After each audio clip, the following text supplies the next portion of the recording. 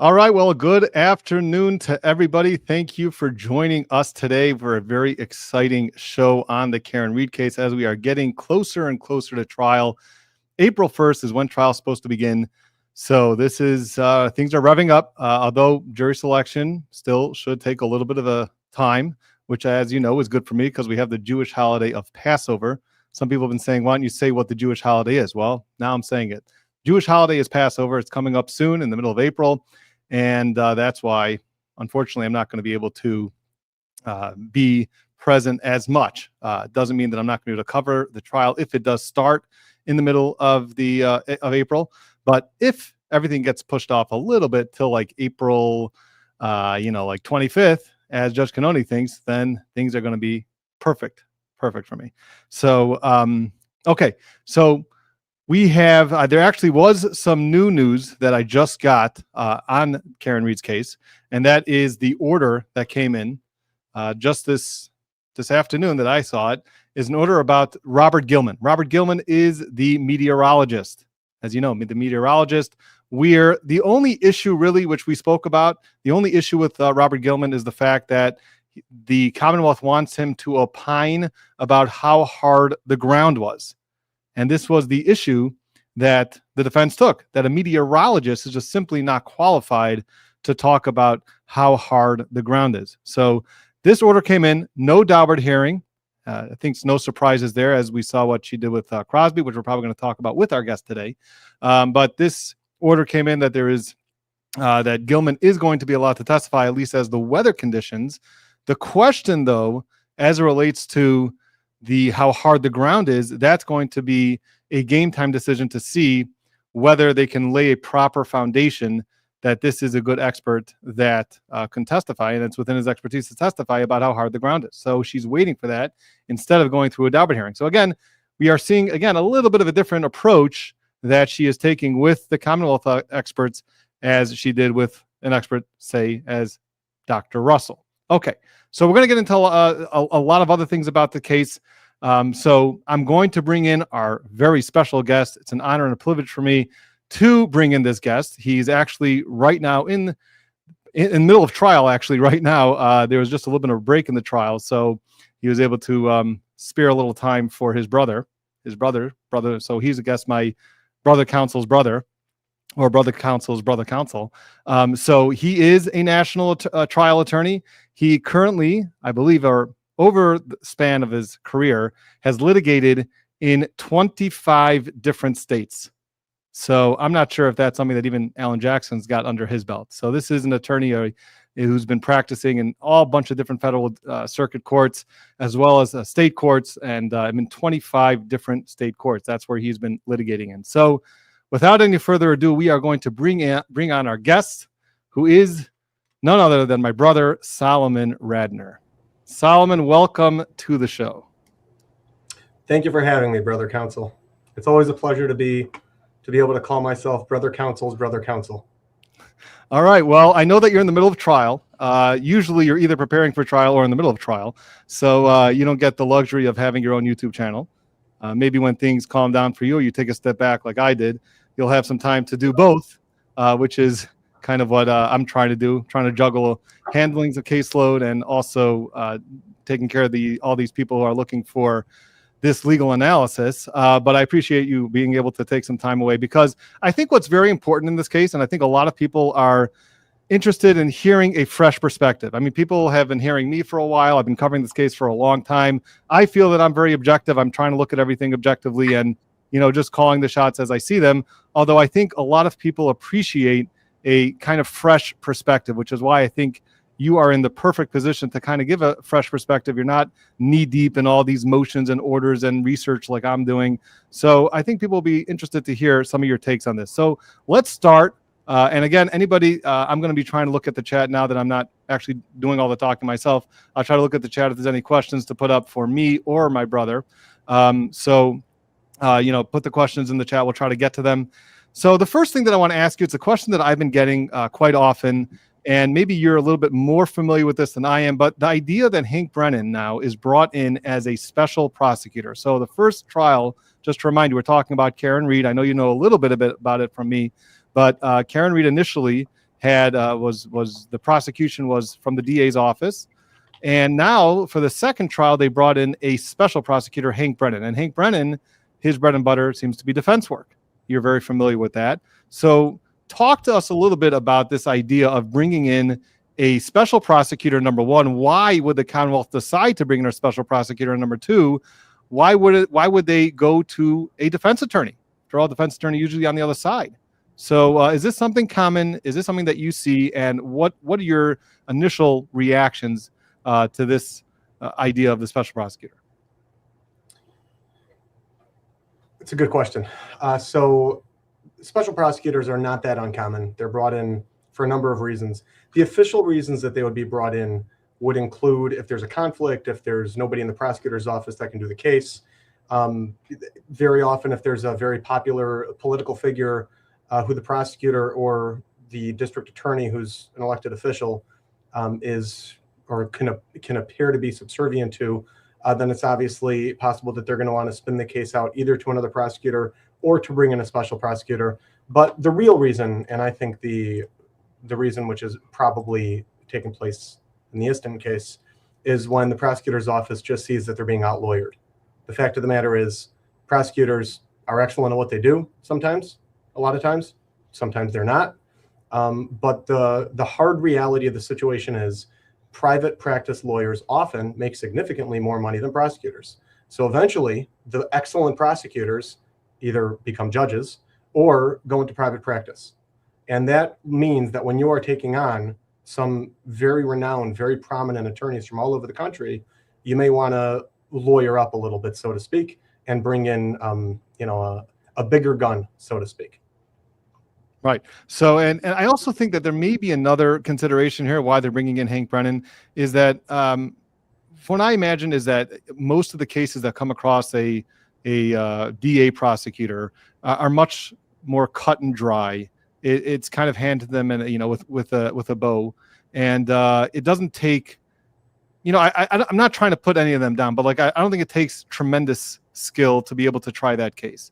When you have a case like this where the defense has a pretty strong case themselves, they've got some experts, which we're going to talk about. They got some ARCA experts. They've got some significant hurdles for the prosecutor to overcome and to be able to deal with, and how to react in those type of situations. I feel like this is a little bit more of a novel case than what they're normally used to doing. And therefore, to get someone who's been a defense attorney, who's always seems like they're always fighting uphill, and they've always got to deal with these obstacles that the prosecutions, in their case, and come up with novel arguments. It could be that the defense attorney is maybe a little bit more ready for that. So what do you think about that idea? I think it goes without saying that a lot of what you're saying is very true. Prosecutors often, you're not supposed to say this, but the reality is prosecutors are often assisted by the courts. It's not uncommon for defense attorneys to feel that for every step the prosecutor has to take, the defense attorney has to take too. We'll get to that when we talk about the Crosby order and some other orders. The reason you would bring in a defense attorney, if you want to make a special prosecutor in a particular case, is that if you think about the universe of attorneys that you have in front of you, who else is there to take? Who else is an expert in criminal law, criminal procedure, criminal juries, which are different than civil juries? That's just the reality of the situation. Who else is an expert other than criminal defense attorneys and prosecutors? But if you're looking for somebody from the private sector, where are the good prosecutors? They either became private practice civil attorneys and they're no longer experts in current criminal procedure and criminal law, or they're judges and they definitely can't try a case. That would be a major problem for the majority of judges. So the only other option is really to get a defense attorney, and that way you get somebody who's excellent in what he or she is doing and knows all the current criminal procedure and criminal case law and knows how to try a criminal case. Mm-hmm. And by the way, they found an excellent attorney. There's absolutely no question about it. Yeah, in this case are gonna put on an absolute clinic on how to try cases. Yeah, I agree with that, and I've been saying this since I saw Hank Brennan come on the case. I know that people don't like when I say that. Definitely people on the Karen Reed side, because they think that he's unlikable and they think he's terrible, and they think I know that they don't like him. But from what I've seen as a lawyer who's been there before, who is there now. I'm currently trying trial's coming up. But I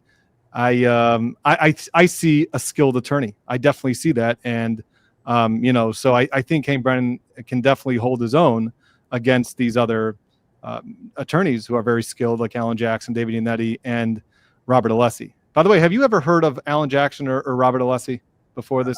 I've heard of them. I don't have any experience with them. Oh, okay, fine. All right, so let's move on. That's with the special prosecutor. But let's move on to something which really irked me during the first trial. It's something that actually the defense filed a motion about, and I've never seen a motion like this filed ever before. And I haven't seen really a courtroom run like this before, which is why when I was watching this, it irked me. The idea is that Judge Cannoni, the way that she's running her courtroom, that's the judge presiding over this case, is that when it comes to objections, she is not allowing the defense or the Commonwealth to state their grounds for objections. Now, I know I've been reprimanded before by a judge to stop with speaking objections.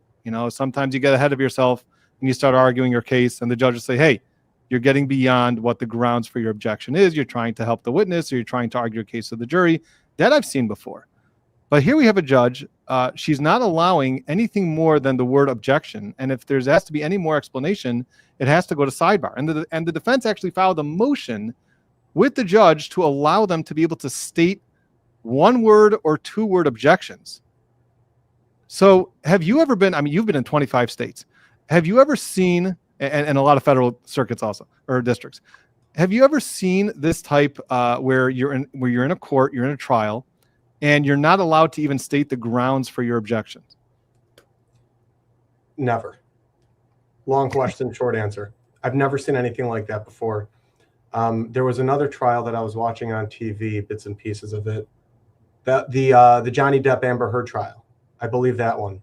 The judge didn't allow speaking objections, but you were allowed to say the basis of the objection. If I remember correctly, I think that's the one I'm thinking of. I may be thinking of a different one. I'm a bit of a trial junkie. Very often when I'm in my office working, I have on in the background a trial or an old trial or some sort of court TV trial.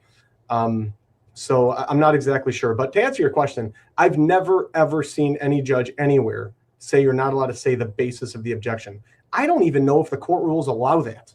I think the court rules require you, and this is going to be state by state, but as far as I know, every court rule that I've ever seen, and all the local rules from all the federal districts that I've appeared in, you have to state the basis of your objection. Now, you can't do a speaking objection. That's prohibited.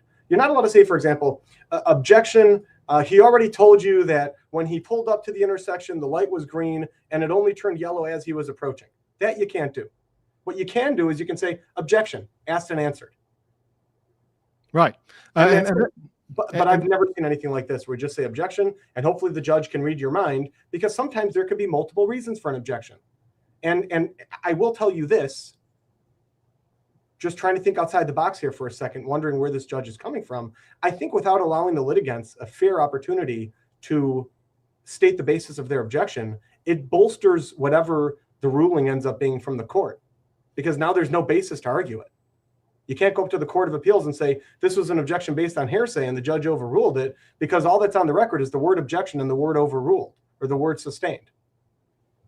So it's funny because I had this discussion also with another attorney about this, actually on the channel, and we were talking about this idea. Does this ruling really hurt the defense, or does it help the defense? On the one hand, you can argue that it hurts the defense because now the Court of Appeals has to guess what the basis of that objection is, make an assumption, and then make an assumption what the ruling was, and decide whether it was, abuse of discretion or whatnot.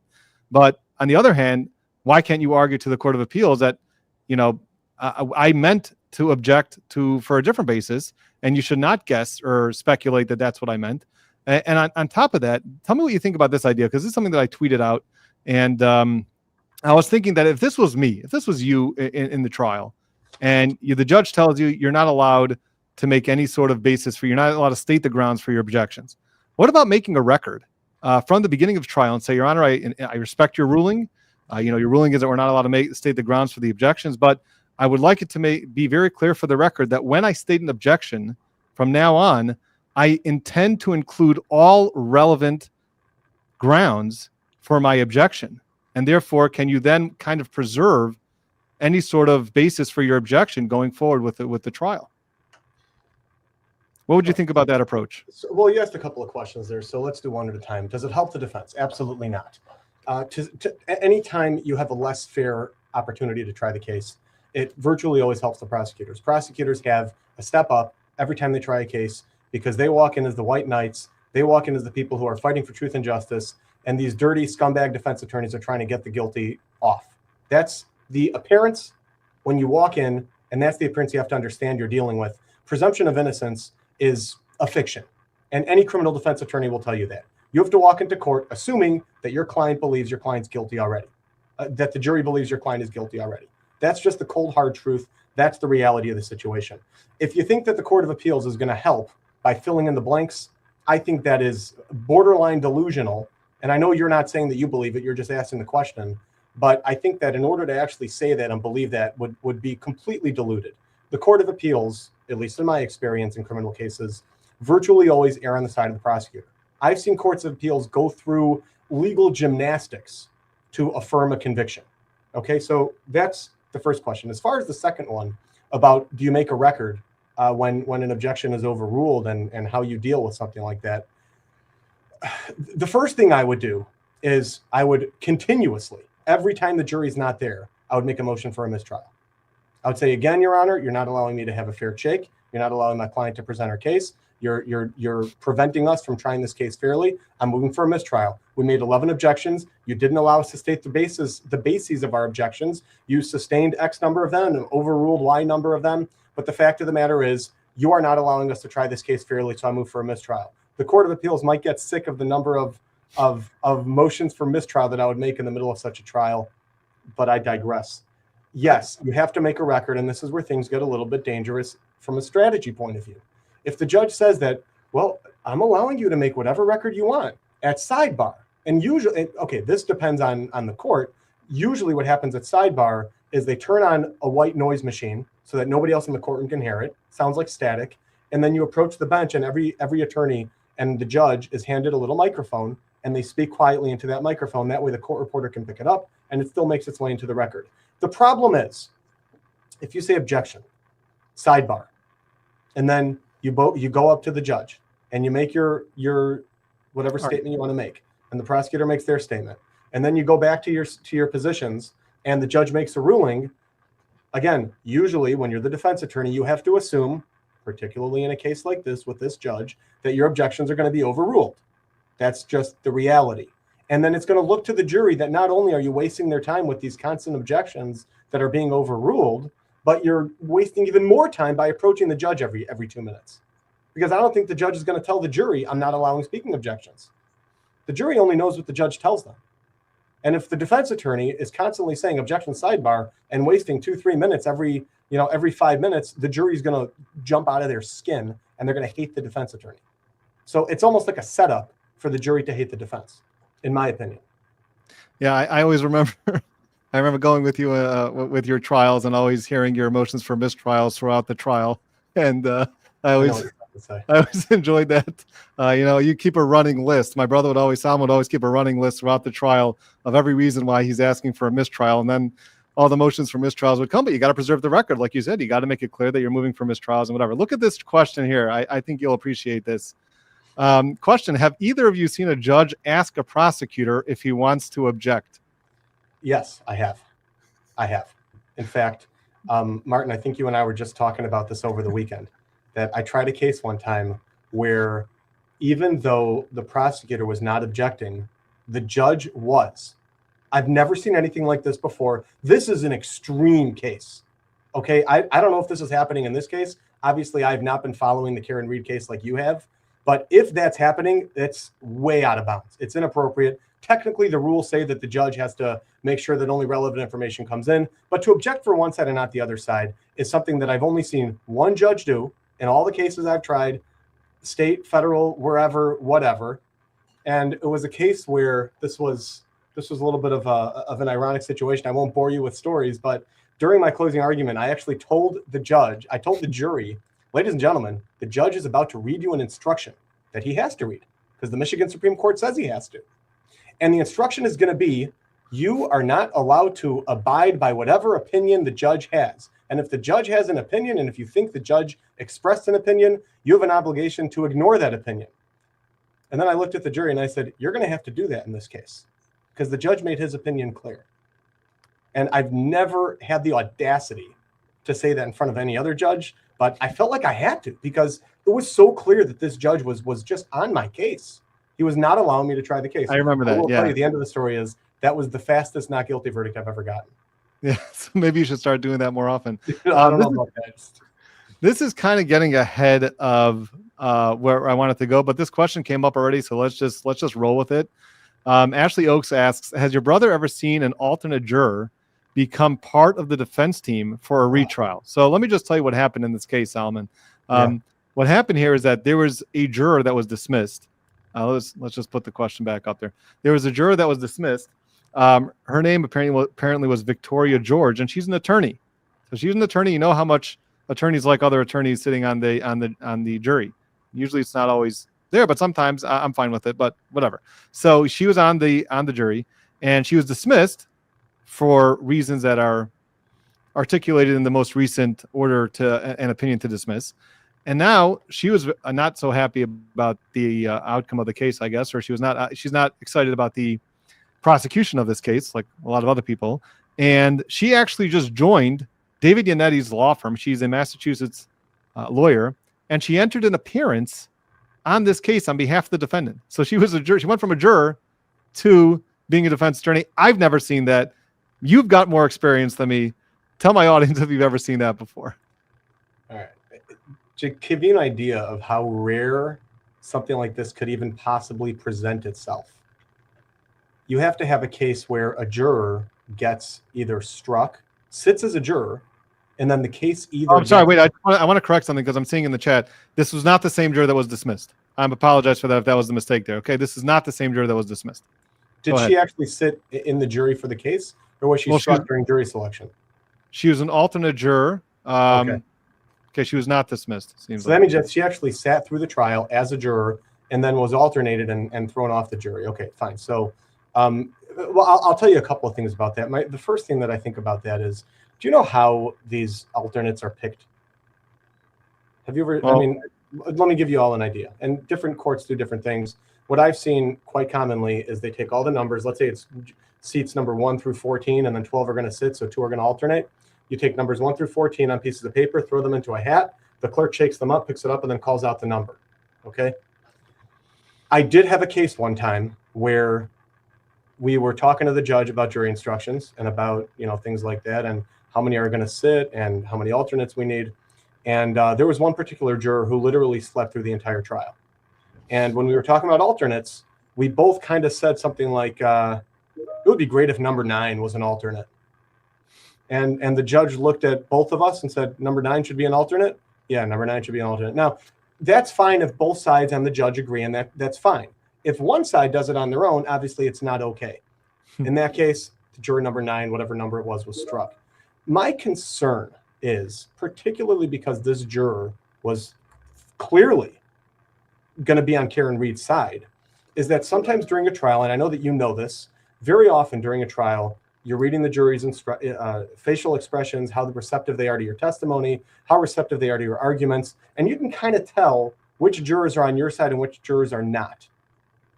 When I see something like this happen, the first kind of red flag that goes off in my hand is, was this truly a random selection? Or did a piece of paper come out and regardless of what was written on that paper, that juror number was called out? So I don't know, because I don't know how this particular court works. It could be it's done randomly on a computer. It could be there's a number of other ways that it could be done. But that's the first thing that kind of goes off my head. Now, I will tell you something else. And this is kind of an ironic thing that happened to me. I tried a case one time where it was a clear self-defense case. My client was a military veteran who was protecting his girlfriend from 2 thugs who attacked them as they were leaving a restaurant. And one of them even shot at my guy. And my client and his girlfriend. So my client started fighting them, and he got thrown down onto his back, and he pulled out his gun, and from his back he shot one shot. It grazed one of them like in the arm, and then they both ran away. And then my guy got charged with 2 counts of attempted murder. Clearly, this was self-defense. It had self-defense written all over it. We tried the case, and the judge refused to read the self-defense instruction. When you don't get a self-defense instruction, you get the opposite, which means the jury is told, ladies and gentlemen, you are not permitted to consider self-defense as a defense. The jury comes out with a guilty verdict. And as soon as they read their verdict, they all came over to me and said, why were we not allowed to consider self-defense? This was clearly self-defense. And I was completely beside myself. There was nothing we could do at that point. But this is where this becomes quite similar. One of the alternates in my case was a young woman who sat through the entire trial, and then she was picked as an alternate. She kept coming back to the courthouse, even though she didn't have to, for the day and a half of deliberation. And she sat outside the courthouse, outside of the courtroom, reading a book. And after the verdict was announced, she came over to me and she said, I'm disgusted, I'm outraged. I will hire you to do the appeal for this young man. So she, as a juror, offered to pay me to fight the verdict that she didn't have the power to vote not guilty on. She said, I don't care what they said. I don't care what the judge said. My verdict would have been not guilty. That's the closest I ever came to this. But in order to get to a point where a juror can even do this, you basically have to have a mistrial followed by another trial. And one of the alternates has to be a lawyer. The likelihood of this happening is infinitesimally small. So no, I've never seen this exact scenario play out before. Yeah. It's very rare, and it's certainly interesting. Yeah. Well, it's funny because that story that you said about a juror falling asleep, that reminds me of when I was clerking in my first year in law school. After my first year in law school, I was clerking for a judge, and I may have told you this. I'm not sure if I have, but I was clerking for this judge. We were in the middle of a trial, so obviously I'm sitting in the jury box because I'm allowed to sit there. I was just this young law clerk, and the attorneys were fine with it. And I saw a juror falling asleep, and I alerted the judge to that. I said, this juror is falling asleep. So he tried a few things, and then eventually he called the juror in, and because she kept falling asleep, and he was asking, are you going to have trouble watching, following this trial? And essentially it came up that, yeah, and so she was dismissed. But yeah, you always got to be careful of those jurors falling asleep. Let's move on to another topic here. And this was a topic that I thought it really gained my attention, and it was an interesting, I think, something to research, something that you don't research all the time. But it was, there was Karen Reed has been very outspoken. She's been going on shows. I shouldn't say shows, but she's doing documentaries, and she's giving interviews, and there's articles written when she's giving interviews on, and based on what she tells their journalists and things like that. So she's been very much out there, which probably you would not recommend any client who's facing life in prison to do. But this is what she's been doing, and she's been saying that, I've got nothing to hide. This is all a frame job. This is all conspiracy. I've got nothing to hide. I didn't do anything wrong. Now, in the course of one of her interviews, or two of her interviews, she talked about communications that she had with David Yannetti, which is her attorney. So the Commonwealth then filed a motion that she has essentially waived the attorney-client privilege since there was a third party in the room. And when you're talking to a third party about communications that you've had with your attorney, then those communications are then deemed waived.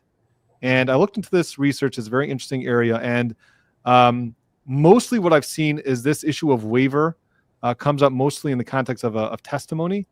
But this was an issue that was just argued in front of the judge. What are your initial thoughts about that before I tell you what the judge did about this? Well, okay, this should be a no-brainer. This should be absolutely, the privilege is not waived. I don't know what the judge ruled on this. I think that, when is it a waiver? It's a waiver when you intend, essentially when you intend to waive. If you divulge the contents of the privileged communication to a third party, like all the contents, then that's considered waived for that particular conversation and for that topic, for those contents. So for example, if let's say she says, my lawyer told me A, B, and C, and she says that to ABC News, then if she testifies, then she would be allowed to be asked about that because it's a statement she made publicly, even though it involves an attorney-client communication. However, to say that that waives all communications about that topic, or that it waives all the communications that were had while they had that particular conversation would be significant overreach. And even though this judge has made some very, very questionable, in my opinion, rulings, please tell me she did not allow the attorney-client privilege to be invaded. So actually, yeah, she denied this motion right in the middle of the argument. I mean, she didn't even let Robert Alessi, who was arguing this motion, even finish. And she's like, you know what, we're just going to deny this motion. We're not going down there. That was not what you wanted to go. You can't even pretend to be impartial if you're going to grant that kind of a motion. Okay. And I think she's trying to still continue to look impartial and unbiased. Okay, well, let's move on to another area, which we are all kind of in a waiting pattern about. This is where there were some misrepresentations that were alleged misrepresentations that were made by the defense team with respect to the relationship with certain experts. They didn't divulge. They didn't say that they were paid by them. They didn't turn over certain discovery about them, and then they represented to the court that they did. Things like that. They represented things on sidebar. So this was an issue, and an issue specifically with Alan Jackson. And there was a serious motion, and we know that Alan Jackson is their pro hoc vice. So what Judge Cannoni did, and we were all kind of waiting for this to see what she was going to do. Number one, the Commonwealth wanted to strike their expert witnesses outright. Number two is the question of whether Alan Jackson's pro hoc vice was going to be revoked. And everyone's kind of waiting on this. And as trial was getting closer and closer, I was thinking there's no way that she's going to revoke it, because then that would require an adjournment of the trial. And the last thing that she wants to do is push this trial off even more. So what happened then is that she made a finding. Eventually, she made a finding on the record. She said that she finds that the misrepresentations that were made by the defense team were material, repetitive, and deliberate. Nevertheless, she's not striking the ARC experts, and she's not revoking Alan Jackson's pro hoc vice. And she didn't issue any sort of sanction. So I think that was a big surprise to me when you have a judge coming out on the record stating her findings and finding that there's been a lack of candor to the tribunal, and she doesn't issue any sanctions about it. What do you think about that? And then I want to get to the second part of the question is, do you think that she has a duty? Because this is a question that I got asked. Do you think that she has a duty now to report Alan Jackson or anybody else that she feels made material misrepresentations to the court that were repetitive and deliberate, to report those attorneys to the state bar? Wow. What a mess. Yeah, I did see a little bit about that. Will it be reported? Probably, either by the judge or by the prosecutor or by somebody else, or by somebody watching TV, or by somebody who thinks that Karen Read is guilty and probably hates this guy. Somebody will file a grievance. I'd be very surprised if nobody does. And will something happen to him? I don't know. As far as the ruling from the court, there's no way to know if this is normal or not normal, or common or uncommon, because we're dealing with things that are so uncommon and almost never happen, that it's just impossible to say what would normally happen in such an infrequent case. So I don't have anything more on this. I think it's certainly interesting, and it's an interesting ruling from the judge. Based on my understanding of what happened, there's a basis to make that ruling. But I think that her decision not to withdraw his pro hoc or strike his pro hoc is certainly a reasonable one. He's certainly capable of being an attorney. And while the court does have discretion and an obligation to make sure that litigants in front of them are being represented by honest and ethical and zealous and capable attorneys, I think it would be a big overstep to strike his pro hoc. Yeah, and there's also an interesting ruling. There's also a Sixth Amendment consideration here, because this is a criminal trial, so it's not like a civil trial where you don't have an absolute right to an attorney or any sort of right to your choice of counsel. It has to be an attorney that's lawfully permitted to be in the court, and pro hoc. This would not invoke the Sixth Amendment. It just would. I don't think it would. But it would just be. It would be a huge step by the judge. I don't think it's appropriate. Yeah, well, first of all, I'd like to thank Unbalanced Equation for becoming a Brother Counsel Sidebar member. Appreciate that. By the way, one other thing. I will say that I was very surprised, because I've had motion for sanctions. You've had motion for sanctions. Occasionally I have to defend against motions for sanctions, even though they're never warranted against me. But I filed motion for sanctions. I know what it takes, and we've had sanctions granted. And when you have a judge come out on the record saying her findings the way that she did and no sanction at all, it was a little surprising to me. I know that Karen Reed is happy, and some people have been saying, well, maybe she still will issue a sanction. I mean, that was That's the what time. I was just going to say. It's entirely possible that sanctions will come. In fact, I mean, I'll tell you this. If Karen Reed gets a not guilty verdict, I'll bet you sanctions will come. Mm-hmm. Okay, well, you know what? Here's another question which I wanted to get to anyway. So let's pull up this question, and I'll give you a little bit of background for this. Unless your name is Mark Bedero, have you ever seen a pro hoc vice been denied like this? So let me just kind of explain to you what happened with Mark Bedero, give you some of a quick background before you type. First of all, maybe you can answer this question before we get into the Mark Bedero, exactly what happened here. First question to you. You've pro hocked into, I don't know how many, 25 states. So you've pro hocked plenty, right? Have you ever been denied pro hoc? No. Okay. Do you ever know of any attorney that's been denied pro hoc? Yes. I feel like this is a deposition. You do. Okay. No leading questions. Okay. So you do know attorneys that have been not granted pro hoc. So can you kind of lay out why a judge would, in your experience, deny a pro hoc vice admittance into their jurisdiction? There could be a lot of reasons. It could be based on eligibility requirements. It could be based on a belief that the attorney is not going to be familiar with the local rules and the local, the local rules of procedure and the local rules of criminal procedure, in this case, the local laws. Every court, not every court, but a lot of courts have their own specific rules. All right. And especially in federal court, anytime I pro hoc into a federal court, the first thing I do is I go onto the court's website and I look for the local rules. Not only are there federal rules of procedure that you have to be familiar with, but every single court that I've ever appeared in front of has their own special local rules. And the first thing that you're going to get asked when you appear in front of the judge is, have you read and are you familiar with our court's local rules? And I've had a number of judges voir dire me about whether or not they're going to grant my pro hoc. But ultimately, I was always able to get pro hoc into every case that I've tried to pro hoc into. But there could be any host of reasons that would be denied. For example, if there's a lawyer who the judge thinks doesn't have the resources, let's say, for example, you're a lawyer in Hawaii and you want to pro hoc into a misdemeanor trial in New York. You're not going to fly in for the hearings. You're not going to be there. That's all there is to it. So the judge is going to say, no, I'm not allowing this.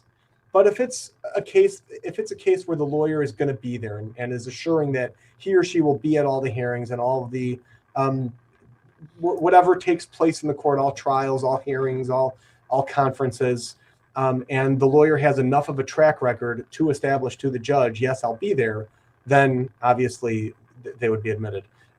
In a case like this, where the judge is basically saying that there's a conflict that can't be made. Well, hold on. Wait, you're jumping the gun a little bit. You're jumping the gun a little bit. I'm going to get to that in a second. But I just wanted to say, okay, so if the attorney's experienced, right, if he's experienced in this subject matter, if he's never been disciplined or reprimanded, he's in good standing, the client wants him as part of the team, and he's familiar with the local rules and criminal procedure, things like that. You don't really see the pro hoc get denied, right? So what happened in this case is the following. You got Mark Bedero, who is an attorney. I don't know if you've heard of him. You got Mark Bedero, who's an attorney and seems to be a very well-established attorney, very well-experienced attorney. Now, he actually was already pro hoc viced into Massachusetts to represent a fellow by the name of Turtle Boy. Some people even call him Dr. Turtle Boy. But Turtle Boy, so he's representing Turtle Boy on witness intimidation charges that are arising out of his coverage and his actions, shall we say, of the Karen Reed case. So they are somewhat connected. His charges of witness intimidation, and they're just charges right now, right? There's no fine, there's no pleas or anything. So He's representing Turtle Boy, and now Karen Reed wants Mark Betterow to join her team. So he's in good standing. He already pro-hocked once into Massachusetts, which has got to help you at least be persuasive for another Massachusetts court judge to allow you in. He executed waivers to waive any sort of conflict between Karen Reed and Turtle Boy. So they executed waivers. They all had independent counsel to consult with to determine whether they want to waive the waivers, whether they want to waive the conflicts. Everything seemed to have been done by the book. This motion was in front of the judge. She asked for a more extensive affidavit by David Netti, which he filed. And ultimately, she issued an order in which she denied his pro hoc. And the reason essentially that she gave, she cited a rule that certain conflicts are unwaivable. And therefore, she's not allowing him to join the team. So that's what happened in this case. And some people are trying to scratch their head about why is this considered an unwaivable conflict. Yeah. So again, this is going to depend on the actual state's rules, and I'm not familiar with Massachusetts state rules. But there are some conflicts that cannot be waived. There are some that can be waived, and there are some that cannot be. If, for example, an attorney is incapable of representing two different clients because there's a conflict, and the judge makes that determination, the judge can say, this is a conflict that can't be waived.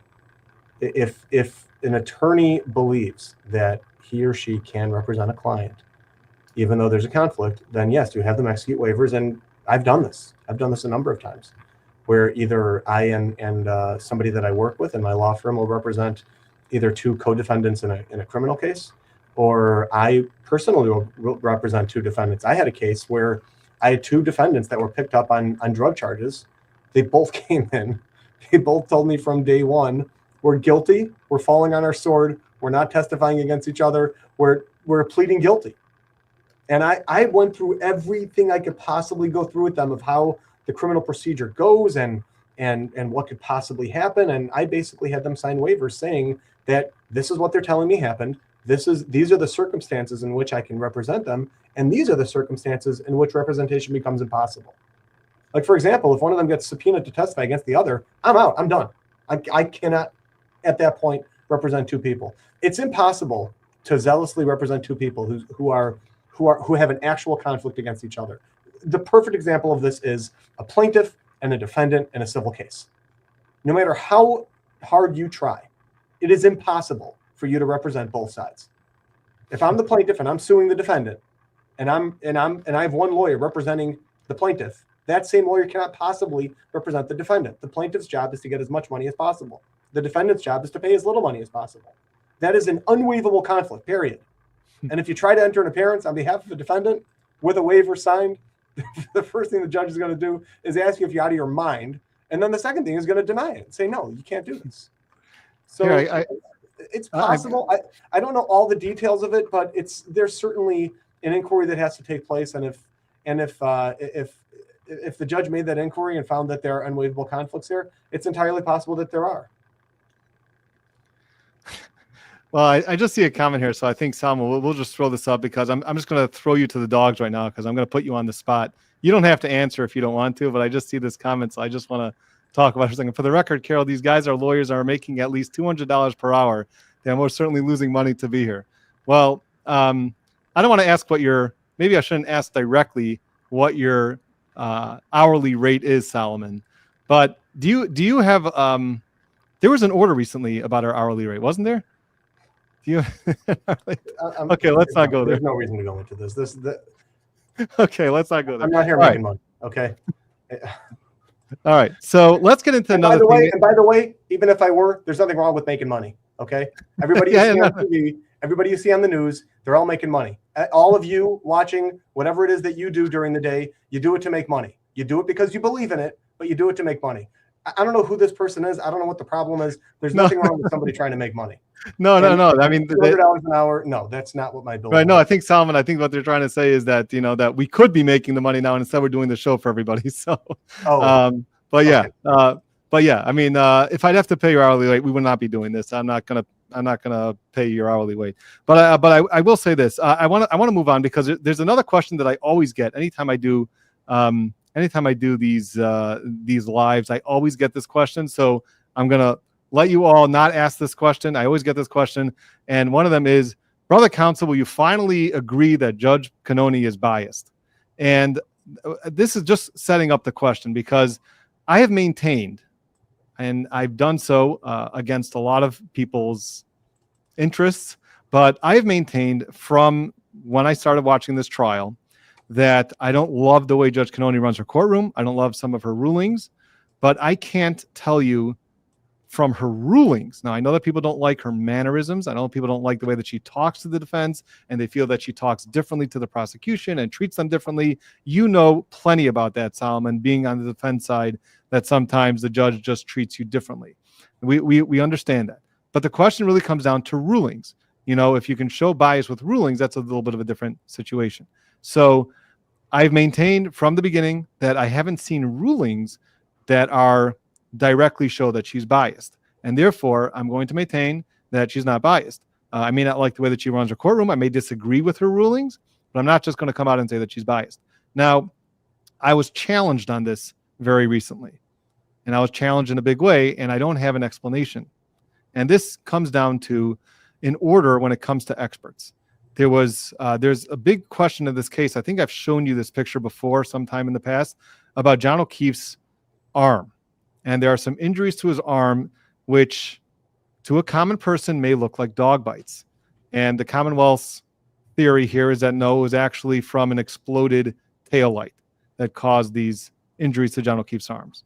So that's obviously a tremendous issue with this case. The defense hired an expert named Dr. Marie Russell. Dr. Russell has about 30 years of experience as an ER doctor treating people with dog bites, and she's also served, I think, over 29, 30 years as a forensic pathologist, as a medical examiner, either doing autopsies or overseeing autopsies. She has seen autopsies that relate to dog attacks. Obviously, here we're just talking about abrasions to the arm, injuries to the arm, so that's not what caused the death. But this is a doctor who's very familiar with treating, diagnosing dog bites. And the defense put her forward as an expert, and the Commonwealth challenged her because, under Daubert. And they wanted her to prove that she has qualifications and that her methodology is sound and fits the Daubert standard. So Judge Cannoni ordered a 2-day Daubert hearing. I mean, she didn't order a 2-day hearing, but that's how long it took.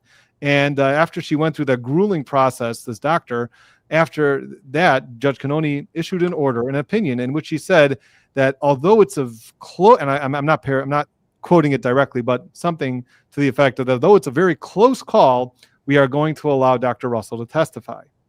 Now, the Commonwealth puts forth their dog bite expert.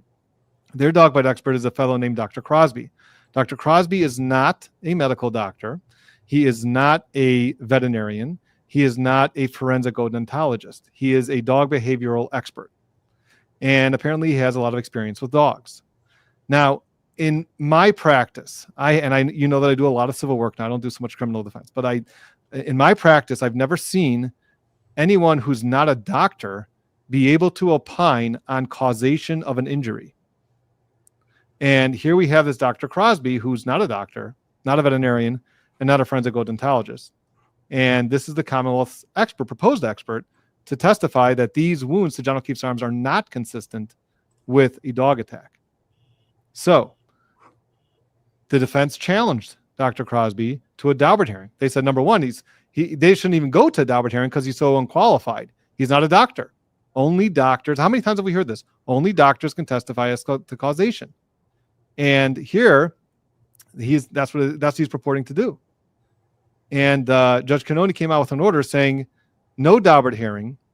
He's qualified, not a close call. I mean, she doesn't call it a close call. She doesn't say it's not a close call, but she doesn't call it a close call, and just rubber stamps him as an expert. So this is the order that is really challenging me in this regard. And I'd like to get your thoughts about this. I know that you always feel like it's against the defense. Is this one of those situations where, okay, the judge is going to kind of be a little more sympathetic to the prosecution, or is this something that gives you pause or concern about this whole trial? Okay. You want to move on? Let's do this in front of your viewers, okay?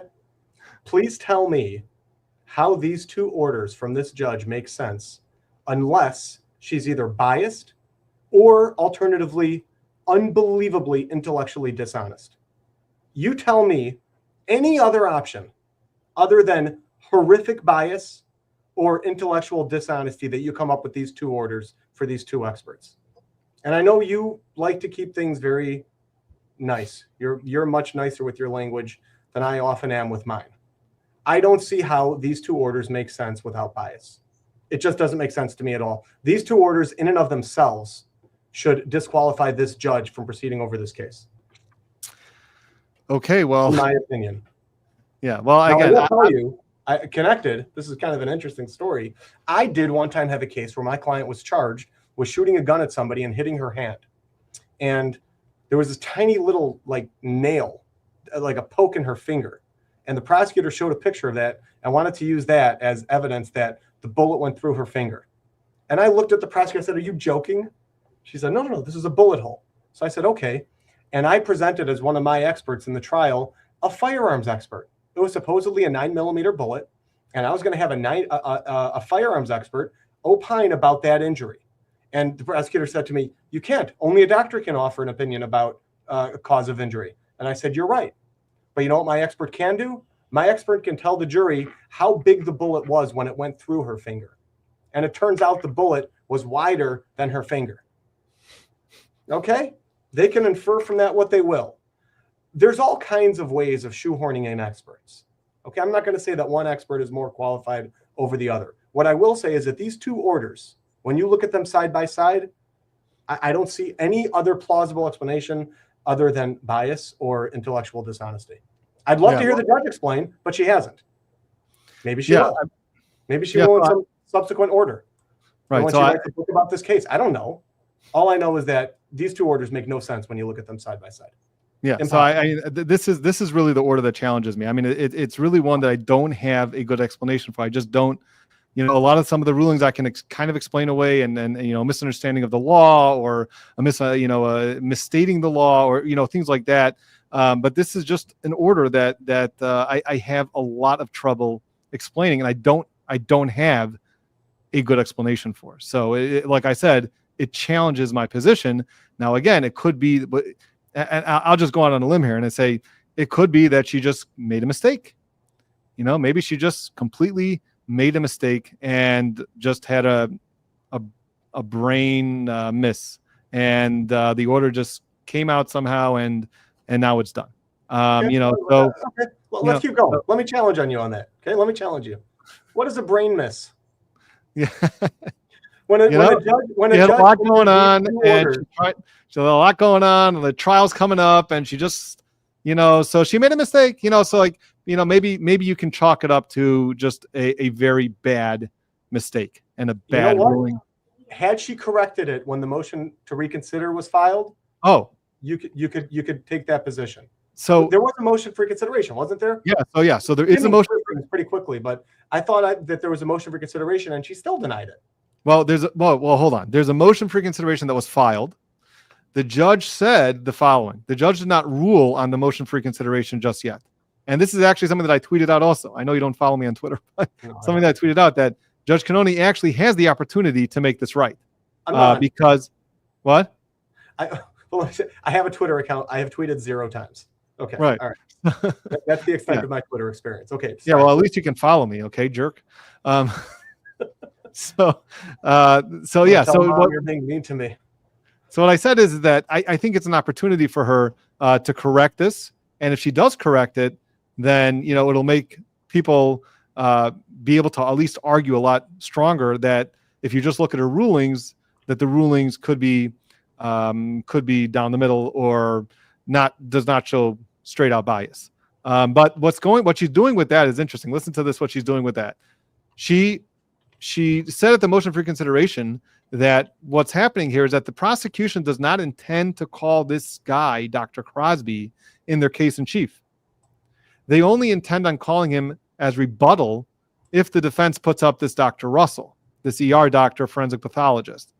So the Commonwealth is kind of waiting on the fence with this to see whether they're even going to need to call Dr. Crosby. So what Judge Cannone said is that if the Commonwealth decides to call Dr. Crosby at the end of trial, we'll take up the motion for reconsideration then. So it gives her some more time, I guess, to sit on this issue, maybe to rethink it and maybe even to reconsider it. But obviously, my position is that she should reconsider it.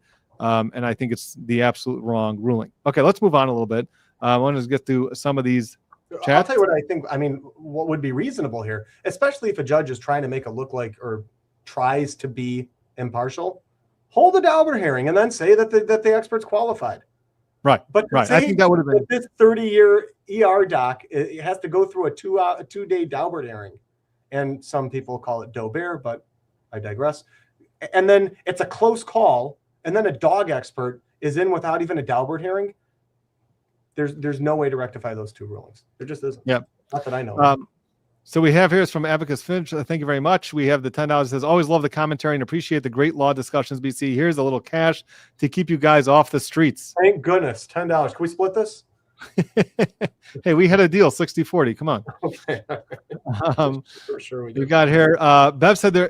Okay, Bev said in the first trial, and by the way, I always call her Judge Cannone. I always like to act with candor to the tribunal. So Judge Cannone said in the first trial that only MDs could testify as to wound injuries. So she contradicted her own previous ruling. That's another good point I forgot to mention to you, that Judge Cannone herself said in the first trial when she was talking about Dr. Rentschler, who is a biomechanical engineer, an ARCA expert, which we're going to get to hopefully soon at the end of this, that when they were talking about causation then, she said directly on the record that only MDs can testify as to causation. So it's kind of contradictory right there. Let's go here. Thank you. Contradictory? The two rulings. Okay. Here's a question which we didn't really talk about, so I'm just going to answer this. Nina Stanek, who's been a long time follower of the channel, thank you. If the judge doesn't allow third-party culprit defense, what should they focus on? So a lot of the same defenses for the third-party culprit could also be brought in as a Bowden defense. So that still should come in as part of the Bowden defense. So a lot of the same evidence should come in. It's just whether you can argue to the jury that this was a third party as opposed to just a terrible police or inadequate police investigation. Thank you very much, Sassy Bartender, for becoming a member. We need a bartender as part of our sidebar membership, and now it should get a lot funner in the sidebar membership. Okay, let's move on. This is something that I actually showed you. Okay, I showed you this yesterday. So I went through this.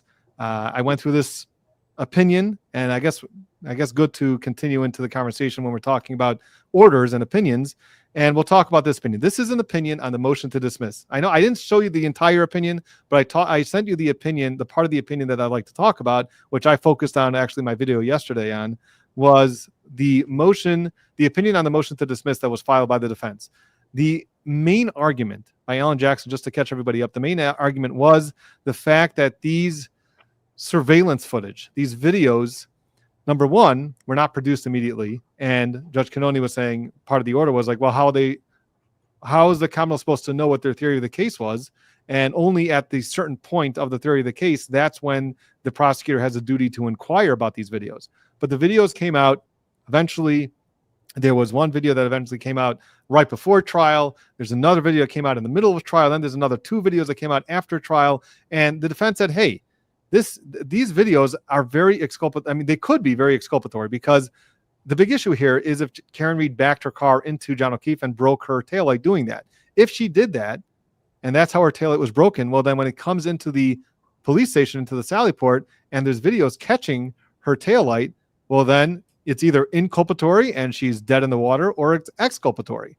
So this is obviously a very important part of the case. And for some reason, no videos that were recovered from the Canton Police Department have a good picture of that taillight. Also, there's 42 minutes missing. So there was some allegations by the Commonwealth that what happened here, the explanation was that at some point, actually early on, Trooper Proctor decided that those videos were important. So somehow he realized that those videos were important even before he knew what the defense was. He got a copy of those videos and put them in his case file. Now, that was all allegations. This is all what the prosecutor is telling us. There's no testimony about that. and he put it in his case file and allegedly didn't touch it, didn't manipulate it, didn't alter it, didn't change it, nothing. Just put it in his case file, and that's where it sat untouched for a while, maybe a year or two.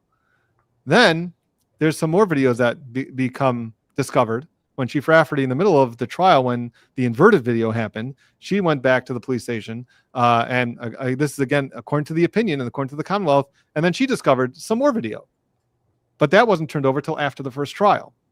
So the defense moved for a motion to dismiss based on extraordinary misconduct, prosecutorial misconduct. Aside from the Brady violations, aside from the discovery violations, they moved for that. And alternatively, if the judge is not willing to dismiss this case outright, then at least hold an evidentiary hearing to get to the bottom of these videos. What was the chain of custody? Who touched it when? Was there any manipulation going on? Let's just get to the bottom of it. And because if the video was manipulated or altered in any way, so then to show the video to the jury, make these arguments to the jury is not going to be helpful because the video was changed and altered. And you can never, and that prejudice is going to stick with Karen Reed no matter what you do. So Judge Cannoni, I sent you that opinion yesterday. That part of the opinion, you took a look at it, and she decided no dismissal, and no evidentiary hearing. So what's your take on that opinion after we just spoke about the Crosby opinion? So this is not as egregious as the Crosby opinion, but it's close, to borrow the judge's terminology. To rule that no evidentiary hearing is necessary to establish what evidence exists and what chain of custody can be established for that evidence. I think, again, the only explanations I can think of based on what I've seen so far is either bias or intellectual dishonesty. I can't think of a third option to allow such a ruling to take place. All right, that's all there is to it. Based on what certainly seems to be Brady violations, to not allow an evidentiary hearing. A dismissal is an extreme sanction in a criminal case. It's only if there's irreparable harm or if it's going to be impossible to have a fair trial, which, by the way, those arguments can definitely be made quite strongly with this case. If the misconduct was egregious, intentional, repetitive. Right. So, right. And I wonder if the judge is going to make the same kind of finding that she made for the defense attorney, right? Finding malicious untruthfulness and then not issuing a sanction. I doubt it. But the fact of the matter is that it's a very, very high standard to get a dismissal based on Brady violations. If ever one existed, I would think that this case is certainly a candidate. But I could see that going either way, even from an unbiased judge. But to say that you're not entitled to an evidentiary hearing, I'm dealing with this issue right now in a murder case. No, I was about to tell you. I was about to say you've had evidentiary hearings granted. I've had evidentiary hearings granted, and as Hank Brennan would like to say, for a lot less than for some of the allegations here, right? So yeah, so tell us about what you've got going on with this evidentiary hearing. Okay, so well, here's another thing, which is that if you raise, at least in Michigan, and again, this could potentially be state by state law. I would have to look up Michigan law to see if I just have the case law on this, but I don't know offhand if it's based on the Michigan Supreme Court or the United States Supreme Court. But if you allege a violation of your constitutional rights, you automatically get an evidentiary hearing. So in a case like this, where there's a Brady issue and you ask for an evidentiary hearing, if Massachusetts is like Michigan, you're automatically entitled to one. You ask for one, you get one. That's all there is to it. If you allege a violation of your constitutional rights. Now, you can allege that frivolously and the judge could sanction you later. All that can be true. But the fact of the matter is, if you allege a violation of your constitutional rights, like a Brady violation, generally speaking, you are entitled to an evidentiary hearing. And that's why this ruling really bothers me a lot. Yeah. I mean, we do find that Massachusetts does have some oddities that they definitely do things a little bit different there, as I keep finding out, as you know, through my research. So maybe this is one of them. In the meantime, Kim, I love Labradors, $19. Thank you very much. And Betty Swallock's new member of the Brother Counsel Sidebar. I think we're going to have a lot more Brother Counsel Sidebar members now that we have a bartender in there. So that's going to be fun. Okay. let's move on. Let's move on to the issue with the ARCA experts. And one of the issues right now that is still pending is about whether the defense. Okay, let me just kind of set the stage here and fill in some background for you, Solomon. The ARCA experts seem to be very highly qualified biomechanical engineers. And they've testified in the first trial that the damage to the vehicle, we know about these biomechanical engineers. I've cross-examined them. You've cross-examined them. They're always, even when they're not as qualified as these ARCA experts, they're always very difficult to get any concessions out of and to break them on the science and the math. They're always difficult. But these guys testified. They said that the damage to the vehicle and the injuries to John O'Keefe are not consistent with one another. So that is what the scope of the testimony. Now, they were hired by the federal government. They were hired by the DOJ. And they were given specific materials by the U.S. Attorney's Office. In the first trial, Judge Cannoni did not allow the defense to say who hired them. They were only allowed to say that the defense did not hire them, the Commonwealth did not hire them. They were hired by a third party, an independent party. That's all that they were allowed to say. Interesting. Okay. I'm not 100% sure if they were allowed to say that they were hired by somebody else, but they were allowed to say that they were not hired by the defense or hired by the prosecution, and they were available to both. But I don't remember if they were allowed to say that they were hired by somebody else. So here's where the issue came up. The issue came up is that after the first trial, some of the jurors were speculating about how these ARCA experts got involved. After all, the defense did not hire them. Commonwealth obviously did not hire them. So how did they get involved in the case? So there's some reports of juror speculation that either Karen Reed's insurance company hired them, which is very common. That's more what I'm used to, where insurance companies want to deny a claim, and therefore they hire biomechanical engineers. So that's a possibility. Either her auto insurance, or some jurors thought her home insurance, if they thought the home insurance would somehow be on the hook for this, but okay. So they thought either insurance, or perhaps they injected themselves into this case themselves because of the name recognition, because it's such a high profile case and everyone's going to hear about ARCA. So then, great. It's a way to promote themselves. And that was another reason that the jurors speculated. So number one, the defense argued that this risk of speculation of the jurors, how these ARCA experts got involved, is going to be very prejudicial to Karen Reed, because they're going to think that they were hired by her insurance company, and they obviously have a vested interest in the outcome of that investigation, and it hurts their credibility when it shouldn't. So that's number one argument. Number two argument is that the fact that it came out that they were only provided certain materials. Now, some jurors speculated, or I'm not sure if this is a juror speculation, or if this was an argument, which is I think a decent argument, that if the jurors hear that only a limited amount of materials was provided to them, even though they say it was enough, even though the ARCA experts said very clearly they had plenty of materials, they had enough materials to come to the conclusion, but the prosecution did argue that they were not provided all the materials. There were certain materials that they did not consider or they did not know about. And even though the ARCA experts said that wasn't necessary, but still that's an argument that could be made to the jury.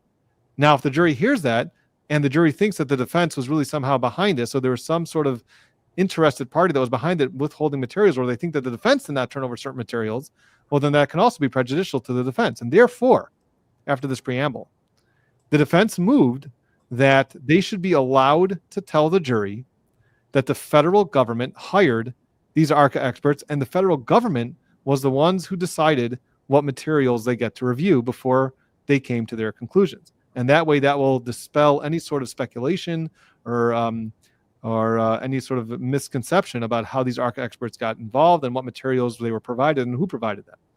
And the argument back by Hank Brennan, by the Commonwealth, was, well, if you're going to open up that can of worms, then we're going to have to also know every single piece of involvement between the U.S. Attorney's Office and the ARCA experts, what communications they had, what was going on in the back offices, what they need to know the extent of the full investigation and everything that was going on. And we can't just simply tell the jury that the ARCA experts were hired by the federal government and just leave it there.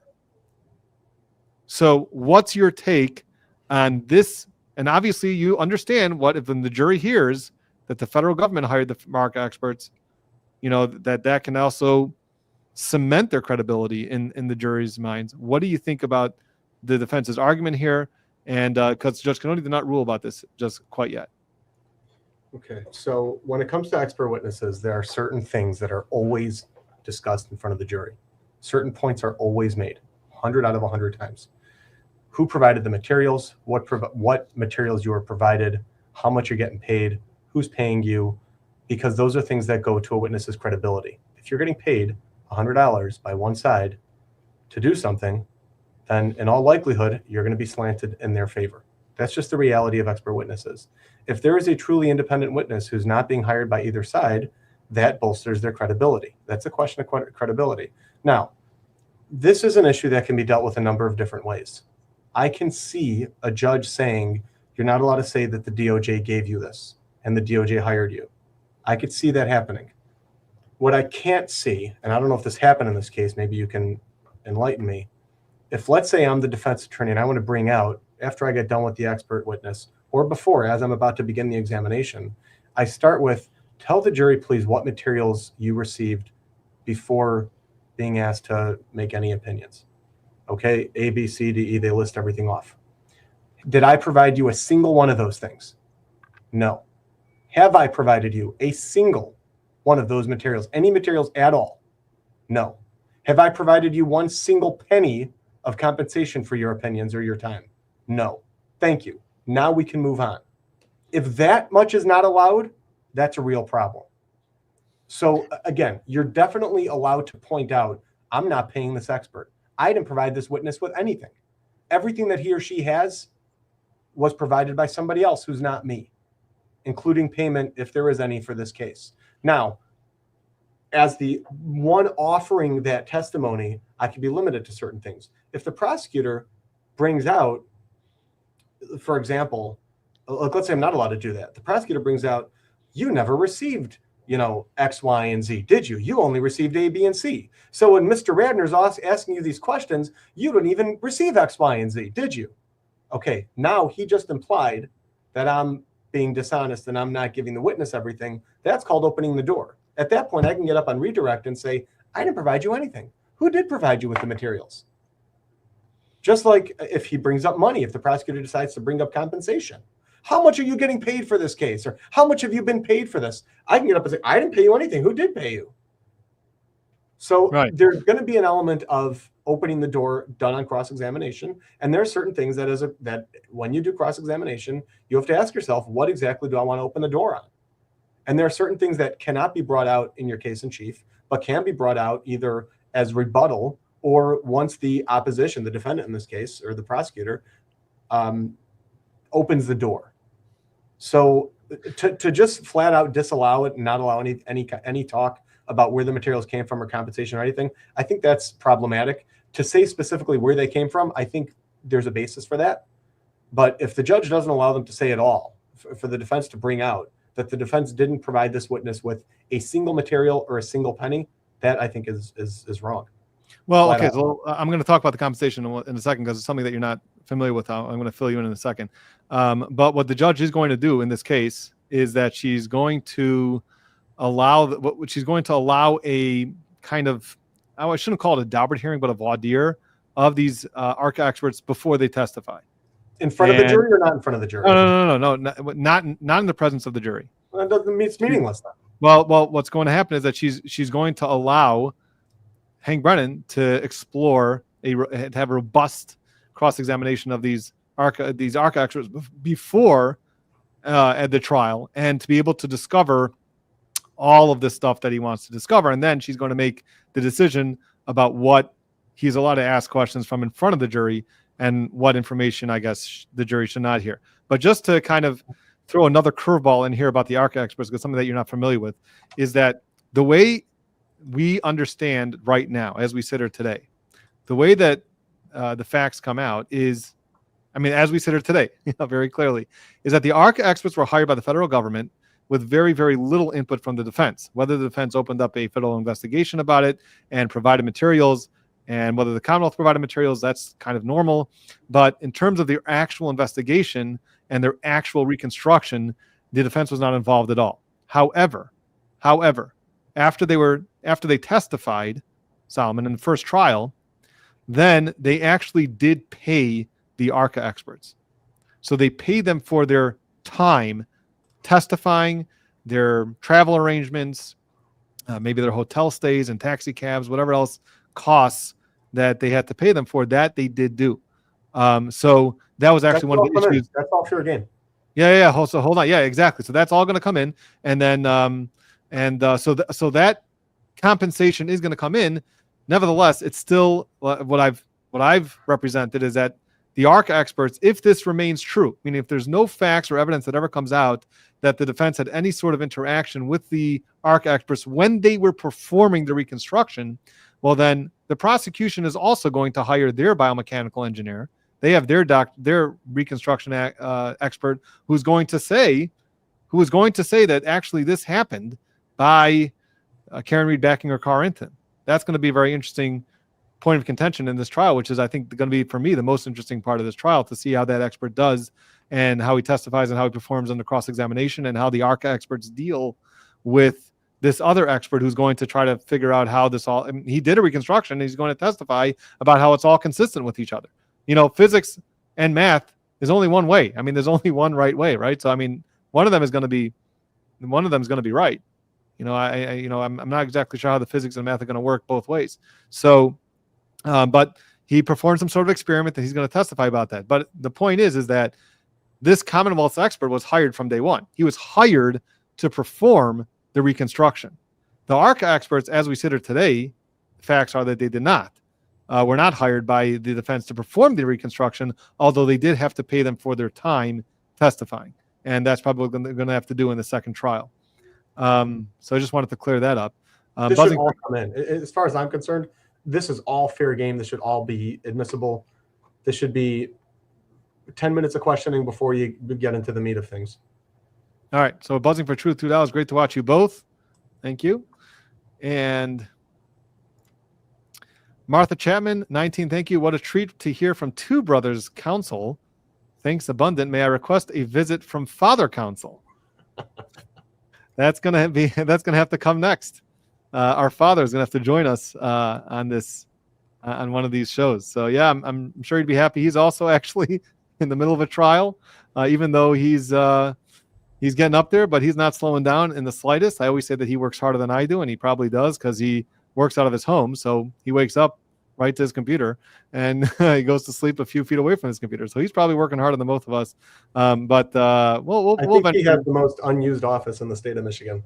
Yeah. I've been in it a couple of times. I've gone there when I want a quiet place to work. But yeah, he's got, especially the way offices are nowadays, where everything is virtual and files are online or on computers on shared drives. Yeah. It's just he sometimes meets clients at our house. I know. They come over to the house. So sometimes they come over and he's sitting in the dining room and he's just meeting with a new client. They don't care because they know that they got the best. So, all right. So, we'll eventually get him on there. Let's talk about another issue which came up, and I don't think that there's an order about this quite yet either. And this is the issue with the lead investigator in this case, ex-Trooper Proctor. He, some of his text messages came out from the first trial, and he was investigated by the Internal Affairs, and they just came out with a finding and conclusion, and they found that he's the findings was that he's dishonorably discharged.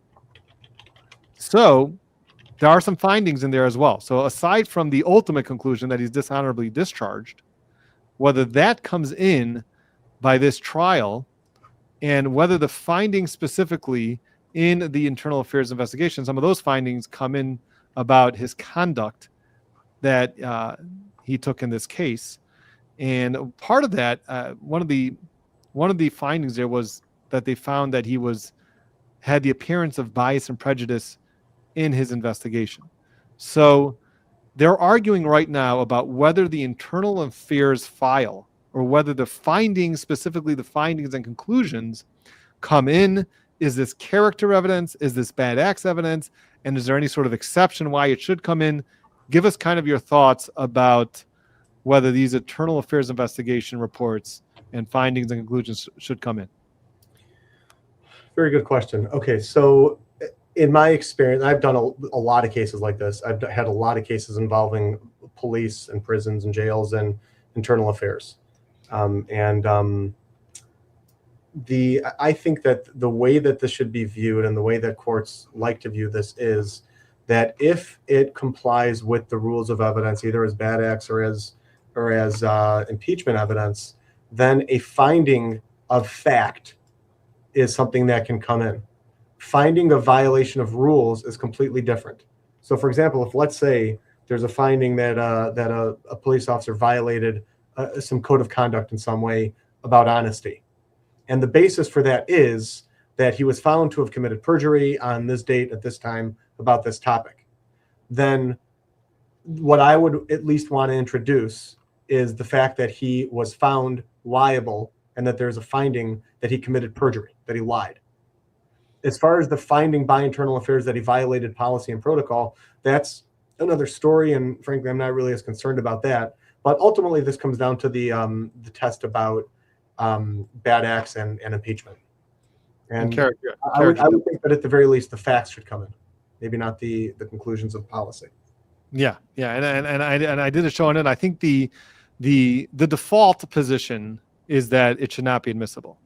However, there are some cases that I found in Massachusetts that did allow some exceptions for these internal affairs investigation reports to come in, which I would definitely argue on the behalf of the defense that this fits into that exception. Number one, most significantly, is that the findings and conclusions are associated with the conduct that he took on this case. This wasn't just a bad prior act that he had 5 years ago. It should 100% come in at that point. Okay, well, yeah. So that's so I showed some case law about that. It probably won't, but it should. Okay, so there we go. Thank you, AJK, for gifting 5 Brother Counsel Sidebar memberships. And remember, we have a bartender now, so it's going to get a lot funner. So I'm glad everyone should take advantage. And Susie Grosbeck, another 19. What a great show today. Thanks, brother and Brother Counsel. So I guess there's one more area that really we should get into, and that is the text messages between Turtle Boy, some people call him Dr. Turtle Boy, and Karen Reed. So there's some, again, Turtle Boy was the guy kind of who blew this case up. And he's very active. He's very loud. He gets in people's faces, and people can interpret that as being intimidation. So he's being charged with witness intimidation right now. And as we spoke about, he's being represented by Mark Betterow. Is that a state or federal charge, by the way? State. Okay. Right. Then so we police and the same prosecutor that's prosecuting him. I'm not well. It's not the same. Well, again, we have a special prosecutor. I think it's a special prosecutor for that case as well. I'm not entirely familiar with Turtle Boy's case. I'm really just concentrating on the Karen Reed case. But I think if I'm correct, it's a special prosecutor for his case as well. Okay. So yeah, special prosecutor. That's what the chat is telling me. And always trust my chat. We have the smartest chat here. So, Karen Reed did at some point have some communications with Turtle Boy. It seems at least that she was sharing some information, some court filings. After all, he was the one who was breaking this case wide open to the public, which is why it became what it became. So she was kind of giving him some information, maybe some even inside information. The question is, did she have anything to do with encouraging him, directing him to do anything to do with witness intimidation? That's the question, and that's the rabbit hole that Hank Brennan is trying to go down by discovering these text messages. So he filed a motion. So think about this. You've got some communications between one person and another person. That other person is being charged with witness intimidation. And by the way, I forgot to mention this, that the grand jury took a look at this And they did not even indict Karen Reed on any witness intimidation charges. And you know very well how low that bar is to be able to get an indictment. The grand jury nevertheless took a look at these text messages or communications and decided that there's not enough even probable cause to charge Karen Reed. So now the question is, we know how wide open and liberal discovery generally is. What do you think about Hank Brennan's chance, or what do you think about the issue of whether he should be able to discover all of these communications and then be able to try to read in that she was actually directing and encouraging, and then it would obviously then be used to show consciousness of guilt of Karen Reed? Well, there's a couple of things to unpack here. Should those messages be discoverable? I think they absolutely should be. You know, the standard for what is discoverable, though maybe not admissible, you and I both know is very low, probably even lower than probable cause.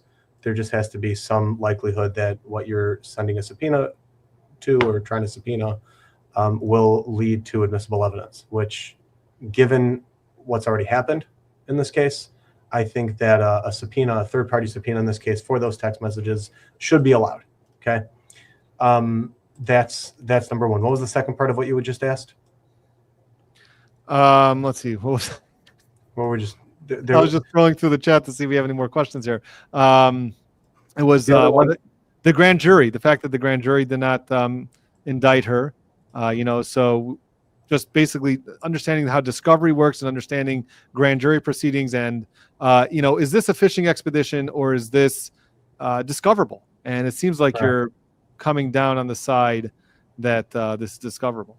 I think it should be discoverable. Ultimately, whether it's admissible there's rules of evidence that govern that, whether it's going to be admissible. The other thing you asked about was consciousness of guilt. I think that's something that prosecutors overplay all the time.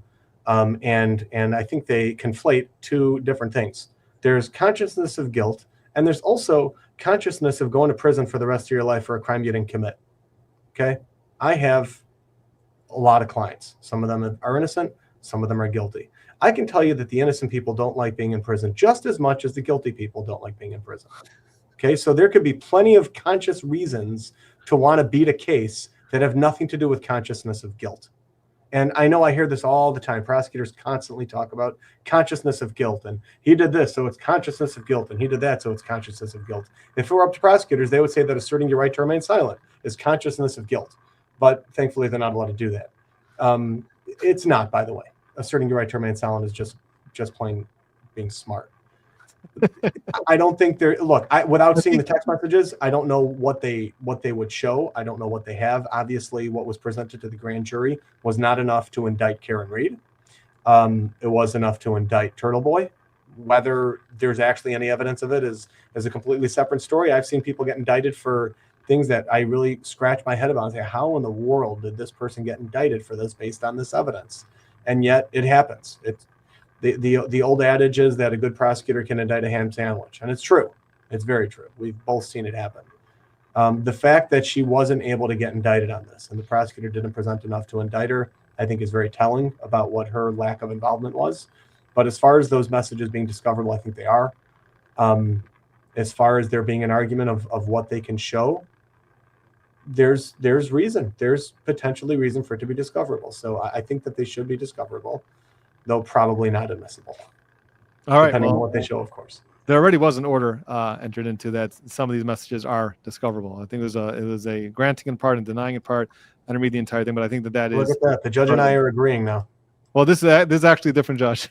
Oh, okay. It was filed in Turtle Boy's case. But I think I remember you saying that, and it's not called, as a defense attorney, obviously, it's not called consciousness of guilt. It's called fear of incarceration when a person acts a certain way. But yeah, let me pull up this question, because this is an interesting question. I know people are talking about it. I think I spoke about it a little bit. What do you think of the defense dirty tactics trying to list Turtle Boy and some defense lawyers as witnesses? I think you mean the Commonwealth. So what the Commonwealth's most recent witness list listed the attorneys as witnesses. Why? Well, I saw a footnote there, I believe. Again, I saw this, I think, once. So I'm pretty sure that this is correct, that they listed the attorneys there because they have a lot of statements that Karen Reed gave to these journalists and her video and her documentaries and docuseries and things like that, where she's been giving these interviews. And the question, I think what Hank Brennan was thinking is that how are we going to introduce this? How are we going to authenticate it?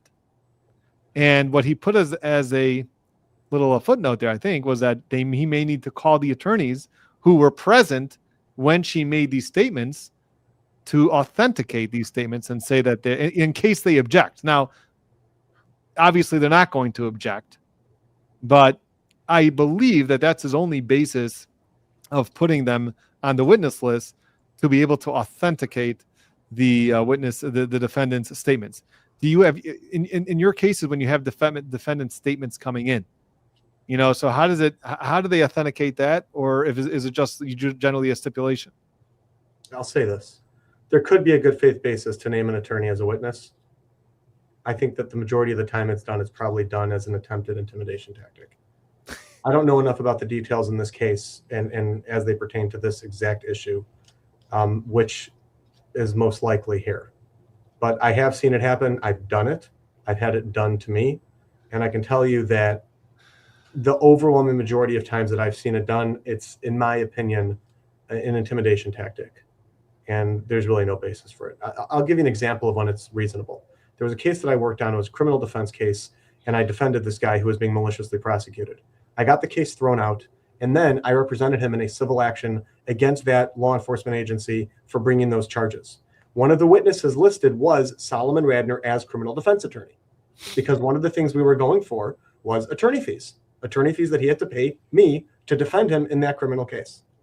And I got deposed, and my partner on the case defended me in the deposition.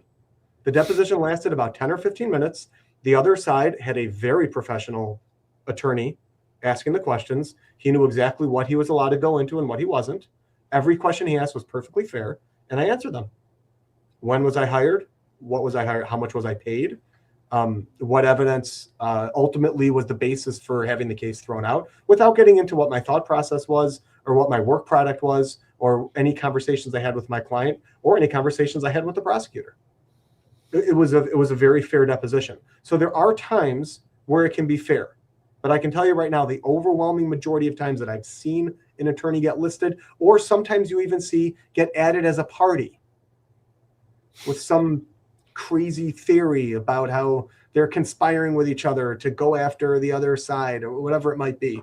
Those are, if you don't have the goods, you better not make those allegations. That's all I'll say about that. Because most judges are going to look at this and say, come on now, make a proffer. What's the basis for this?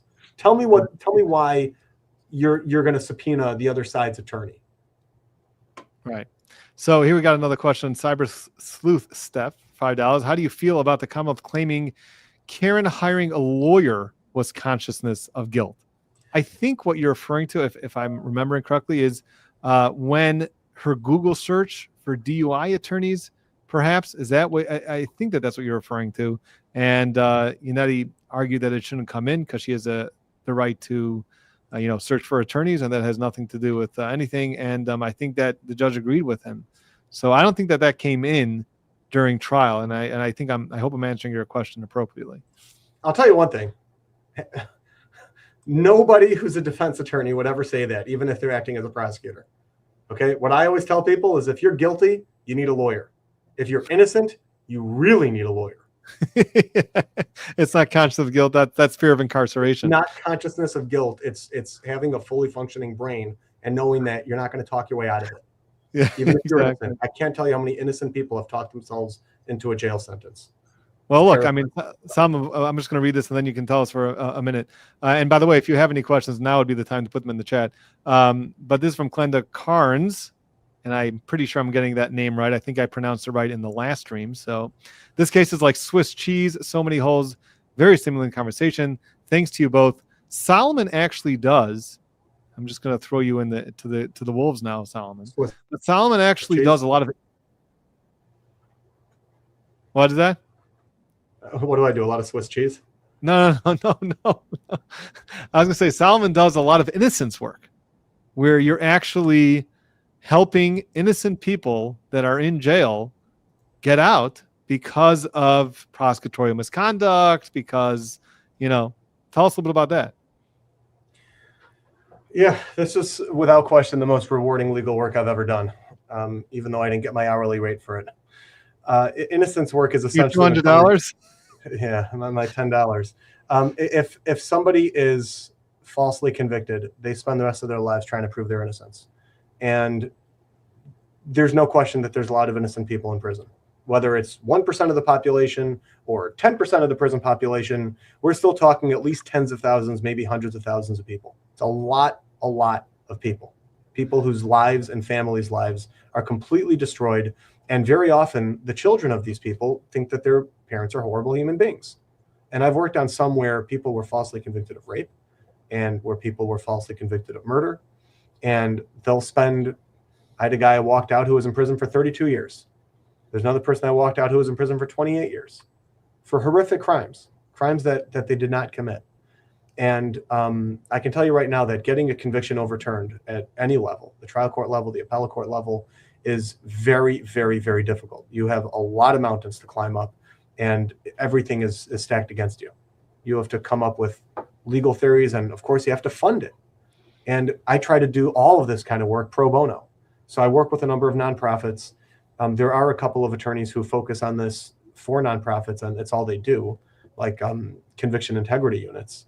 And I think that anybody who does that kind of work is just absolutely doing God's work, because walking an innocent man or an innocent woman out of prison is the most rewarding thing I've ever done. I've done it twice, and there are two more people who I was able to secure exonerations for them after they served their 30-year sentence. So after they were in prison for 30 years, I was able to get a couple of convictions overturned. The two people I walked out spent 28 years in prison and 32 years in prison.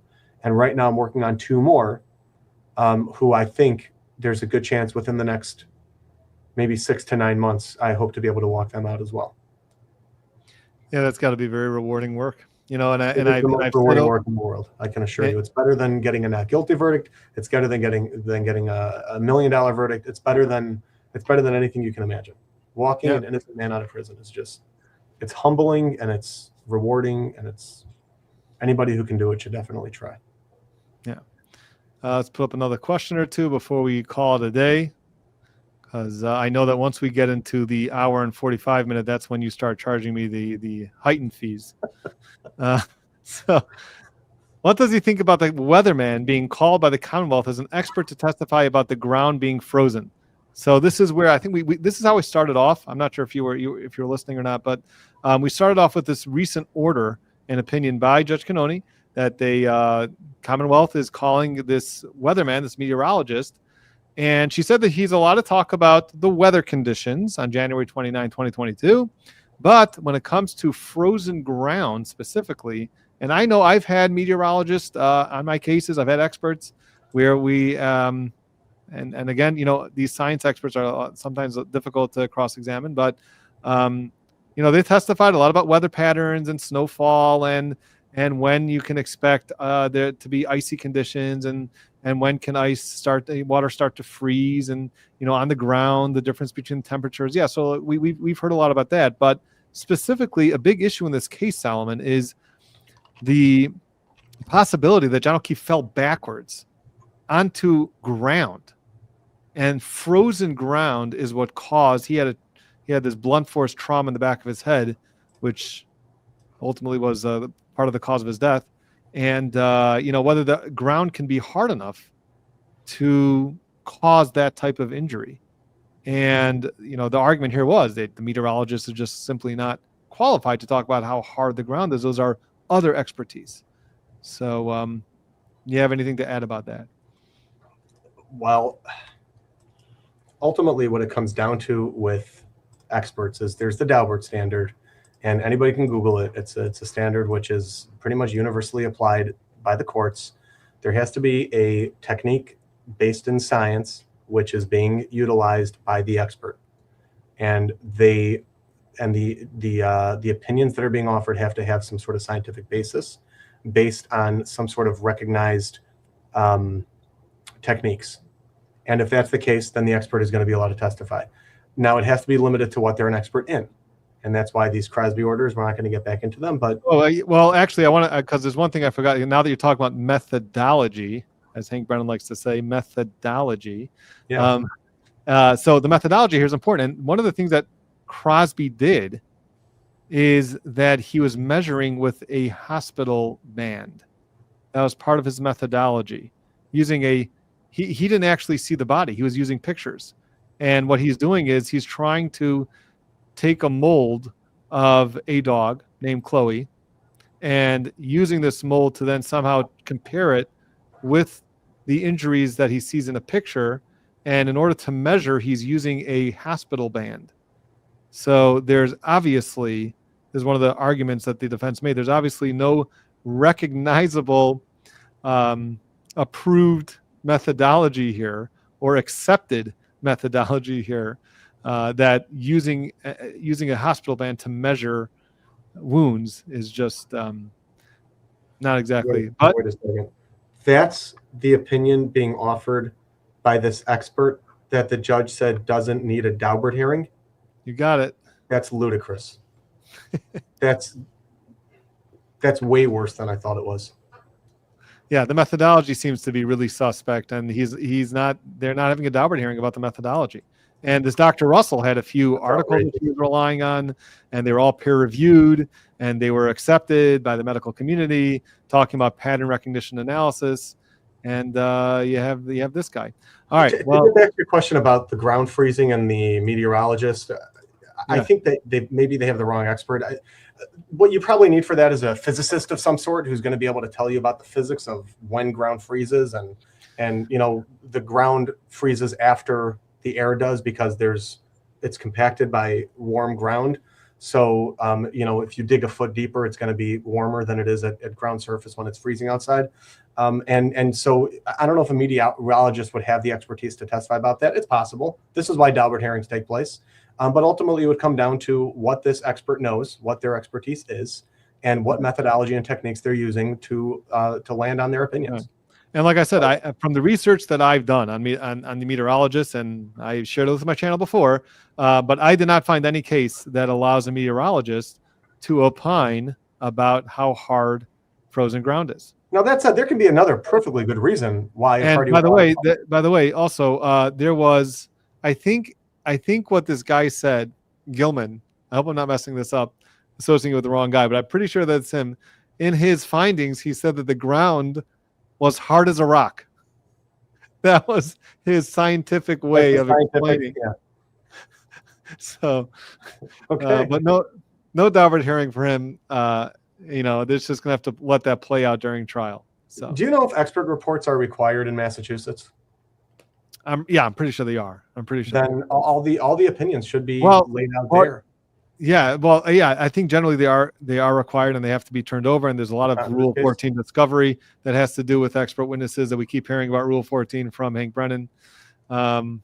So I will tell you one thing, and this could be a very good reason why somebody may want to call a meteorologist, and I'll tell you with a story because I love telling stories. There was a case that I was working on once where a guy was being accused of a particular crime. He was and is very friendly with a very well-liked, not going to call him superstar, but let's call him a star in the NBA. This goes back about 10 years. All right. And when I heard that, the first thing that I tried to do was come up with some reason to call this person as a witness. All right. And then that way it's somebody who it's a likable player. It's a celebrity. And I'm the one introducing the jury to the celebrity, so they get to hang out with the celebrity for the hour. Ultimately, that case ended up pleading out. But I remember when we discussed this case, and I remember who the NBA player is, we were trying to figure out, he's actually a retired NBA player. We were trying to figure out exactly how to incorporate, like what he could say about this guy without introducing character testimony. I don't want to do that. But somehow, some way to bring it up. That could be why this meteorologist is really being brought in. I don't know Massachusetts meteorologists at all, but if this is a particularly lovable figure that's on TV, everybody knows and loves this person, it's entirely possible that that's the real reason they want to bring him in, or her. I don't even know if it's a man or a woman, but that could be a perfectly good explanation for why they're doing it. Here's this is not really a question, it's a statement, but I've gotten to ask this question, and this is actually right up your alley because you are the civil rights guy, right? Here's the question. Karen Reed, let's say, gets acquitted. Mm-hmm. What type of civil rights action do you think that she has against the police, and do you think that's a viable case? What do you think about that? All right. I don't know Massachusetts state law. I can tell you that I've done federal cases like this all over the country. This is what I've done more than anything else in at least a couple dozen states. And it's called 42 U.S.C. 1983. It's the civil rights statute, and it allows you to sue for violation of your constitutional rights. The constitutional rights in this case, if she gets acquitted, that she would likely sue for are Fourth Amendment, which is search and seizure, and that includes false arrest and malicious prosecution. And essentially what you have to do is you have to establish that there was no probable cause to charge her with a crime. Now, obviously, you're going to jump on me and say, well, wait a second. There was an indictment. There was already a finding of probable cause, and that completely defeats your case. And the answer is usually that's true. However, if the probable cause finding is based on the defendant in the civil case's lie, then you're allowed to sue. Classic example. The police charge somebody with assault, and they write in their report, the victim told us that the culprit punched him in the face 5 times. And then it turns out that the victim never said any such thing to the police. The victim said to the police, he yelled at me and told me that I smell funny. And instead, the police write in their report, told them, okay, there's going to be a finding of probable cause in this case, but it's based on a lie. So after you get the case thrown out, you'd be able to sue the police in that case. Essentially, you'd have to be able to prove to the federal court, because it would be a federal claim under 42 U.S.C. 1983, that her constitutional rights were violated when the police, or whoever it is that was investigating the crime, went to the grand jury, went to the court, went to whomever it was, and lied and obtained some sort of indictment or charges based on probable cause that was based on untruth statements that they knew were made either recklessly or deliberately or wantonly or knowingly or purposely. And there's a whole bunch of standards for what you'd be entitled to based on what you prove. There's also a due process violation that could be raised under the 14th Amendment. And there's even potentially possibly an equal protection claim that could be made, essentially arguing that she's being treated differently than everybody else because of this involvement with the police, and therefore she was targeted. And the classical case of this is the class of 1 equal protection case, which I think could possibly be applicable once she is hopefully acquitted. Mm-hmm. Salman, here's a comment from Michelle Fisher. I'd love to see Brother Counsel argue in front of Judge C. I guess Judge Canoni. But wouldn't do it. Well, look, Salman, I mean, maybe you might get the call to do the civil rights case. So I'd be happy to do the civil rights case in this one. Martin I think Ridge. an acquittal is inevitable, no matter how hard the prosecutor and or anybody else involved in the case making decisions tries. Just based on what's going to be admissible, no matter what rulings are made, I don't see how she gets convicted. I mean, there would have to be. Although you know as well as I do that juries can do anything. You know, anything can happen. That's true. But as much as we say that, we also say that juries generally get it right. That's true. I'm very grateful for that. That juries generally get it right. There are times that I'm willing to go in front of a jury, and whatever ruling they make, I'm willing to say, you know what, you're probably right. There are other times, usually, when I go in front of a jury, I'm convinced I'm right. Yeah, well, what's concerning about this case actually is that there's one juror that reported, he actually did some interviews with some news outlets, the Turtle Boy and some other news outlets, and he was talking a little bit about what the deliberations were, and he said that, which was a little concerning, is that although in the first trial, again, this is trial 1.0, where we're about to see a completely different trial. I know you may be watching snippets of it, but I'm going to have to watch the entire thing. So those few weeks I'll probably be busier than you those few weeks. But so in the first trial, the Commonwealth really had no expert to counter the ARCA experts. They had a police officer who took a few-week course or whatever it is in accident reconstruction and did some sort of experiment driving the car backwards.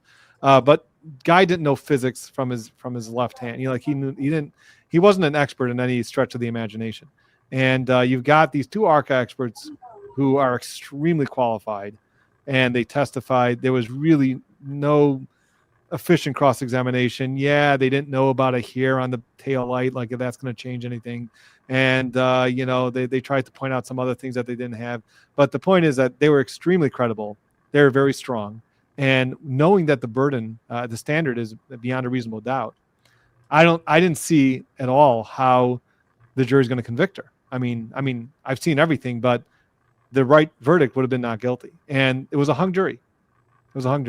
And this juror reported back, and he said that, that a lot of the people in the jury just felt that it just made sense that she had something to do with it. Or her car was there, she was there, he was there. All the people in the house said he didn't come in. So I guess it just happened. It just did. As Trooper Paul said, it just did. So how did that, when the ARC experts say very clearly it's just simply not consistent, you would think to a rational person that automatically equals reasonable doubt, when the standard is so low, reasonable doubt.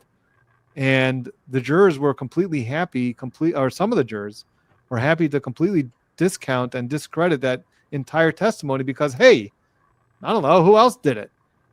I don't know how it all happened. It doesn't make any sense, physically, in the physics and math world. But, so that's concerning to a lot of people that are following this case that, they get another shot at it.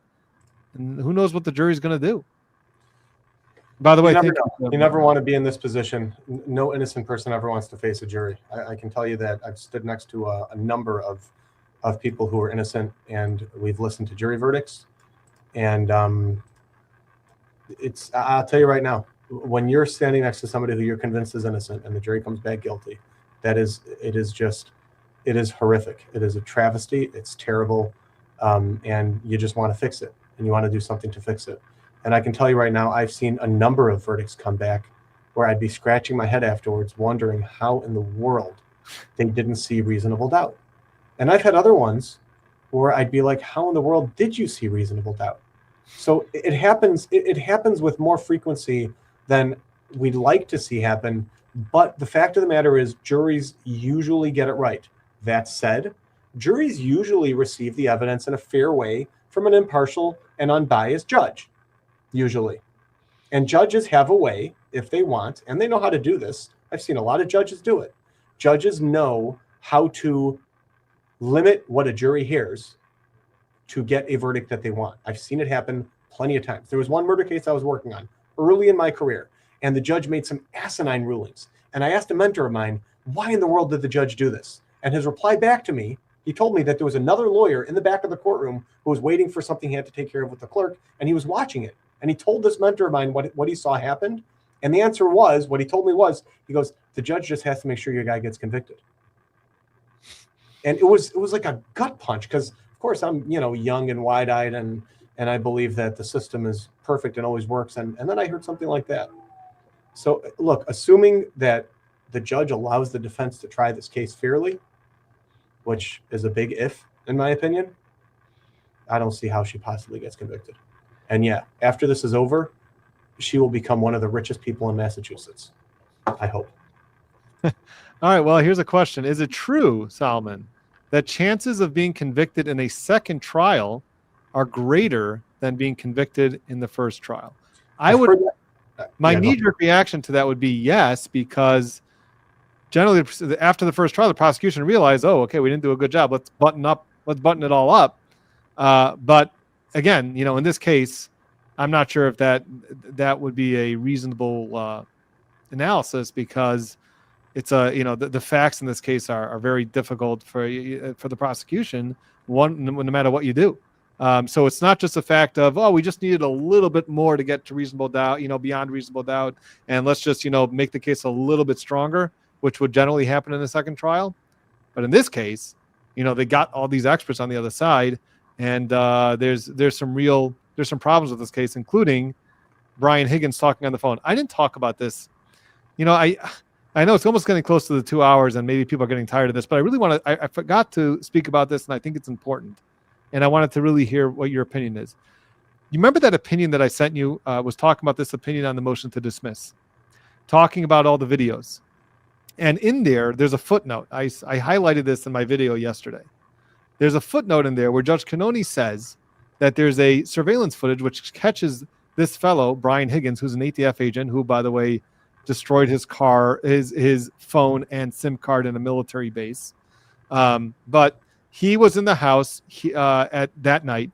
He left the house after allegedly the murder was done. And he goes to the Canton Police Department, and now there's a video that they just got turned over now, which shows him for 4 seconds, and which he's already testified he didn't make any phone calls that night, shows him with a phone close to his face. Now, remember that footnote in that opinion that I sent you? And I was just wondering, why would the judge go on a limb and try to explain why he's not on the phone? Does she need that for her analysis? Like, it's one thing, okay, yeah, I know Alan Jackson saying, yeah, he's on the phone and it contradicts. Does she really need to dispel that in the opinion in order to get what she needs in that opinion? I mean, her ultimate decision is there's no reason for an evidentiary hearing, and this can all be fodder for cross-examination. Okay, great. But I don't understand why she would try to explain, and that maybe he's not on the phone. Maybe he just has the phone close to his face because, I don't know, that's where you keep your phone. A cynic may say she was trying to give an idea to the prosecutor. That's what a cynic may say. Frankly, when I read that opinion, I thought, like a lot of the opinions in this case, it reads like it was written by the prosecution. It just does. I don't know how much more the defense is going to put up with this before they file a very strong motion to have this judge disqualified. But it's a very dangerous motion to file, because then you go from the judge disliking you to categorically hating you. I think they actually filed a motion to have her recused. Well, they should, to recuse herself. More basis now. I think that was a while ago. I think it was that Crosby order in and of itself, and now this order where she's trying to give where she is perhaps seemingly, maybe, conceivably, possibly giving the prosecutor an idea of what to argue to the jury. I think those two orders alone, without anything else, disqualify her from being anywhere near this case. Judy Bastry, two intelligent attorneys. All right. Thank you. Thank you for that. Okay. Well, it's getting on 2 hours, and I really appreciate your time, Solomon. I'll have to send you that check later or whatever. I'll deduct it. But we really appreciate you coming. Lunch is on you next time. What'd you say? Lunch is on you next time. Lunch is on me. No, come on. You're the older. Those of you who don't know, Martin and I are close, and we live about a mile away from each other. So. Yeah, although you're usually flying all over the country, so I don't get, even though his office is pretty close by, he's not in town all the time. So when we get to go out for lunch, it's a nice time. We can talk about our cases and talk about the channel or whatever else is going on. Okay, guys, I think that we really went through a lot of things, and perhaps as the trial gets closer and as we go through jury selection. Oh, you know what? All right, let's get one more question in. It's before 2 hours, but you know what? Let's just get one more question in, okay? Jury selection. Jury selection in this case.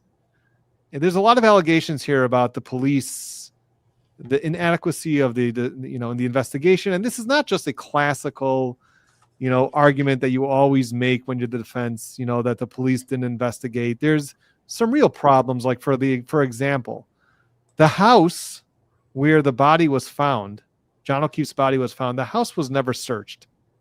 And I don't believe that there was even a search warrant applied for. I don't think they applied for a search warrant. And the testimony has been, well, there's no probable cause. Okay, so there's definitely some issues with the police investigation. And when you're picking a jury, you don't want a juror who's sympathetic to law enforcement or they all are. 90% of juries are. So and I was kind of talking about this on the channel, because what Judge Cannoni again is not allowing the attorneys to do is to voir dire the jury themselves. So what you get very broad questions about, would you tend to believe police officers more than regular people? And no one is going to answer, yes. They're going to say, yeah, of course I can be independent, right? They're not going to answer that yet. But you and I know that if you get a juror and they may not answer that. They'll answer that first question, fine, that broad question. But then once you start poking around and you start finding out, well, where they start out a little bit more ahead, what would if you were talking to a jury to find this stuff out, whether they really believe, police officers a little bit more than a regular person, like what would you do about that? Okay, well, first things first, in this particular case, if I had a judge on a case like this who did not allow me to voir dire the jurors at all, then the minute the jury is picked and impaneled, I would move for a mistrial. I would just get up and I would make a record and explain why this is unfair, and Your Honor is not allowing us to have a fair trial, and you didn't allow us to voir dire the jurors. And as we sit here right now, not a single person, not me, not the prosecutor, not you, nobody has any clue whether we actually have a fair juror right now. So I move for mistrial. That's number one. As far as what I like to do with jurors, what I like to do is, instead of asking yes or no questions, which of course they're always going to answer, or usually are going to answer the right way, I like to ask them on a scale of 1 to 10. So if you do it that way, you kind of get a better sense of it, and they're willing to give you a little bit more of a gray area. A scale of 1 to 10, 1 being not at all, 10 being much more. How much weight would you give a police officer's testimony over somebody else? With 5 being completely neutral, what would you go on a scale of 1 to 10? And they almost never say 5. Sometimes they say 5, but usually it's either 3 or 7. That's usually where you end up. And that way you get a much better idea of whether they're going to go into it believing that the police officers are, a lot of people have had bad experience with police officers these days. Nowadays we have YouTube channels where there are entire channels dedicated to nothing but corrupt police officers. So you see a lot of it nowadays. It's a lot more prominent than it ever was. So there are a lot of people who are, very anti-police, but I think there's even more people that are very pro-police. And they know that if they say anything too strongly, they're going to get kicked off the jury. Now, a lot of people want to get kicked off the jury, so they say things inflammatory. I remember there was one case I worked on recently. This was last year. We were picking a federal jury, and one juror made every single question he answered in the most inflammatory way he could. And it's like, are you more likely to believe a law enforcement officer? Yeah, absolutely. I don't think they're going to. Are you going to say that just because somebody's arrested, he's probably guilty of a crime? Yes, absolutely. I'm going to do that. Are you going to be able to have, come into the case being impartial? No, I don't think I will. Every single question, he answered the way he felt would getting kicked off the jury. And after about 6 or 7 questions, the judge ordered him to sit outside of the courtroom for the rest of the day. He said, you get your wish. You're not going to sit on the jury. You are going to be bored until 5:00 p.m. So, look, these are questions that you hope they're going to be honest about. And then, of course, I start with a sliding scale of 1 to 10. Right, Solomon, I get them to talk. You get them to, instead of yes or no's, ask them open questions. Tell me about some experiences you've had with law enforcement. Why 7? Why 7? Why questions instead of yes or no's? The exact opposite of cross-examination. Get them to talk. You learn a lot more from talking than from yes or no's. Right. And the issue with this case is that during jury selection, so there's a juror questionnaire that's going out. All the jurors are going to have to answer the questions. And then what's going to happen is the judge is going to allow follow-up. But the follow-up is only being done by her, meaning they're going to have to go to sidebar and ask the judge to follow up. And then the judge is going to be able to decide how to frame the question. And what I see with this is that you can very well have jurors that have biases that were just not asked the right questions and were not plucked out. And you and I know that how important jury selection is. I talk about it on my channel a lot. We've both seen attorneys who don't approach it with the seriousness that it needs to, but especially in a case like this where you really need to flesh out, some of the jurors if they lean a certain way, especially in a case that is as high profile as this. A lot of them are going to hear about this case and they may lean one way or the other, and you really want to get a fair jury. And if the questions are not asked appropriately, if the judge just is the one that's asking the questions and she's asking them a certain way, and you're not going to be able to have, when you have a conversation, this is something that I noticed also with the jury. You're having a conversation with the juror, you just things flow, and as opposed to, judge, ask this question. Okay, sir, answer this question. And then there's, okay, is that okay? Or should we ask anything more? Oh, let's ask something more. Okay, it just doesn't flow, and therefore you don't get who the people really are. And I that's think what I'm it's afraid. unintentional. Most judges allow lawyers to kind of do their thing. Some judges insist on doing all the voir dire themselves. I've seen it go both ways. Generally, judges allow the lawyers to ask questions. It's I think it's necessary. I think it's necessary. Now, judges have gotten tired of it because sometimes lawyers cross the line and they end up trying their case in front of, during voir dire. You're going to hear testimony about this, that, and the other thing. How will that affect you? It's like, okay, all you're really doing is trying to plant seeds. And judges don't like that. So I think what they've done is they've swung the pendulum too strongly in the opposite direction, but it's very rare. Most judges do allow fair voir dire. Unfortunately, it sounds like this one doesn't. Yep. So she's going to be doing all the voir dire herself. So what would be really troubling is if she allows the prosecutors to talk to the juries, but not the defense. Oh yeah, no, there's no way that you don't know that. Even I wouldn't say never. No, they're not going to do that. All right. Well, anyway, thank you so much for coming on, Solomon. Thank you, everyone, for joining us today. I know it's been over 2 hours, but there's just never, it's never enough. There's just so much to talk about. There's so many things going on with the Karen Read case. We've got trial coming up starting April 1st. We've got I'm going to just take Solomon off here. We've got the jury selection, which might last another like a month for jury selection. So it may not happen till April 25th, which again is great for me. But I'm sure there's going to be more filing. So we just have to keep track of the docket. All of you out there that are sending me stuff and tweeting out things, that's great. Keep it up. And a lot of times I get my information that way and I get what people are interested in hearing about. So I can do some research on whatever area or whatever motion is being sent. So again, thank you all for joining. We're going to have to do this again. Solomon's awesome. He's just usually very busy in trial or preparing for trial. He's got a ton of knowledge, a ton of experience, a ton of skill. And so we'll definitely try to get him on again. And then also we've got my dad. Everyone's going to want to see my dad, but he's also quite a busy guy. And, social media is not really his thing. He doesn't have, it's not really my thing either, but I just kind of started and I guess you got to start somewhere. But so we got to get my dad on also. And that's going to be it. So thank you all for joining again. And we will see you next time.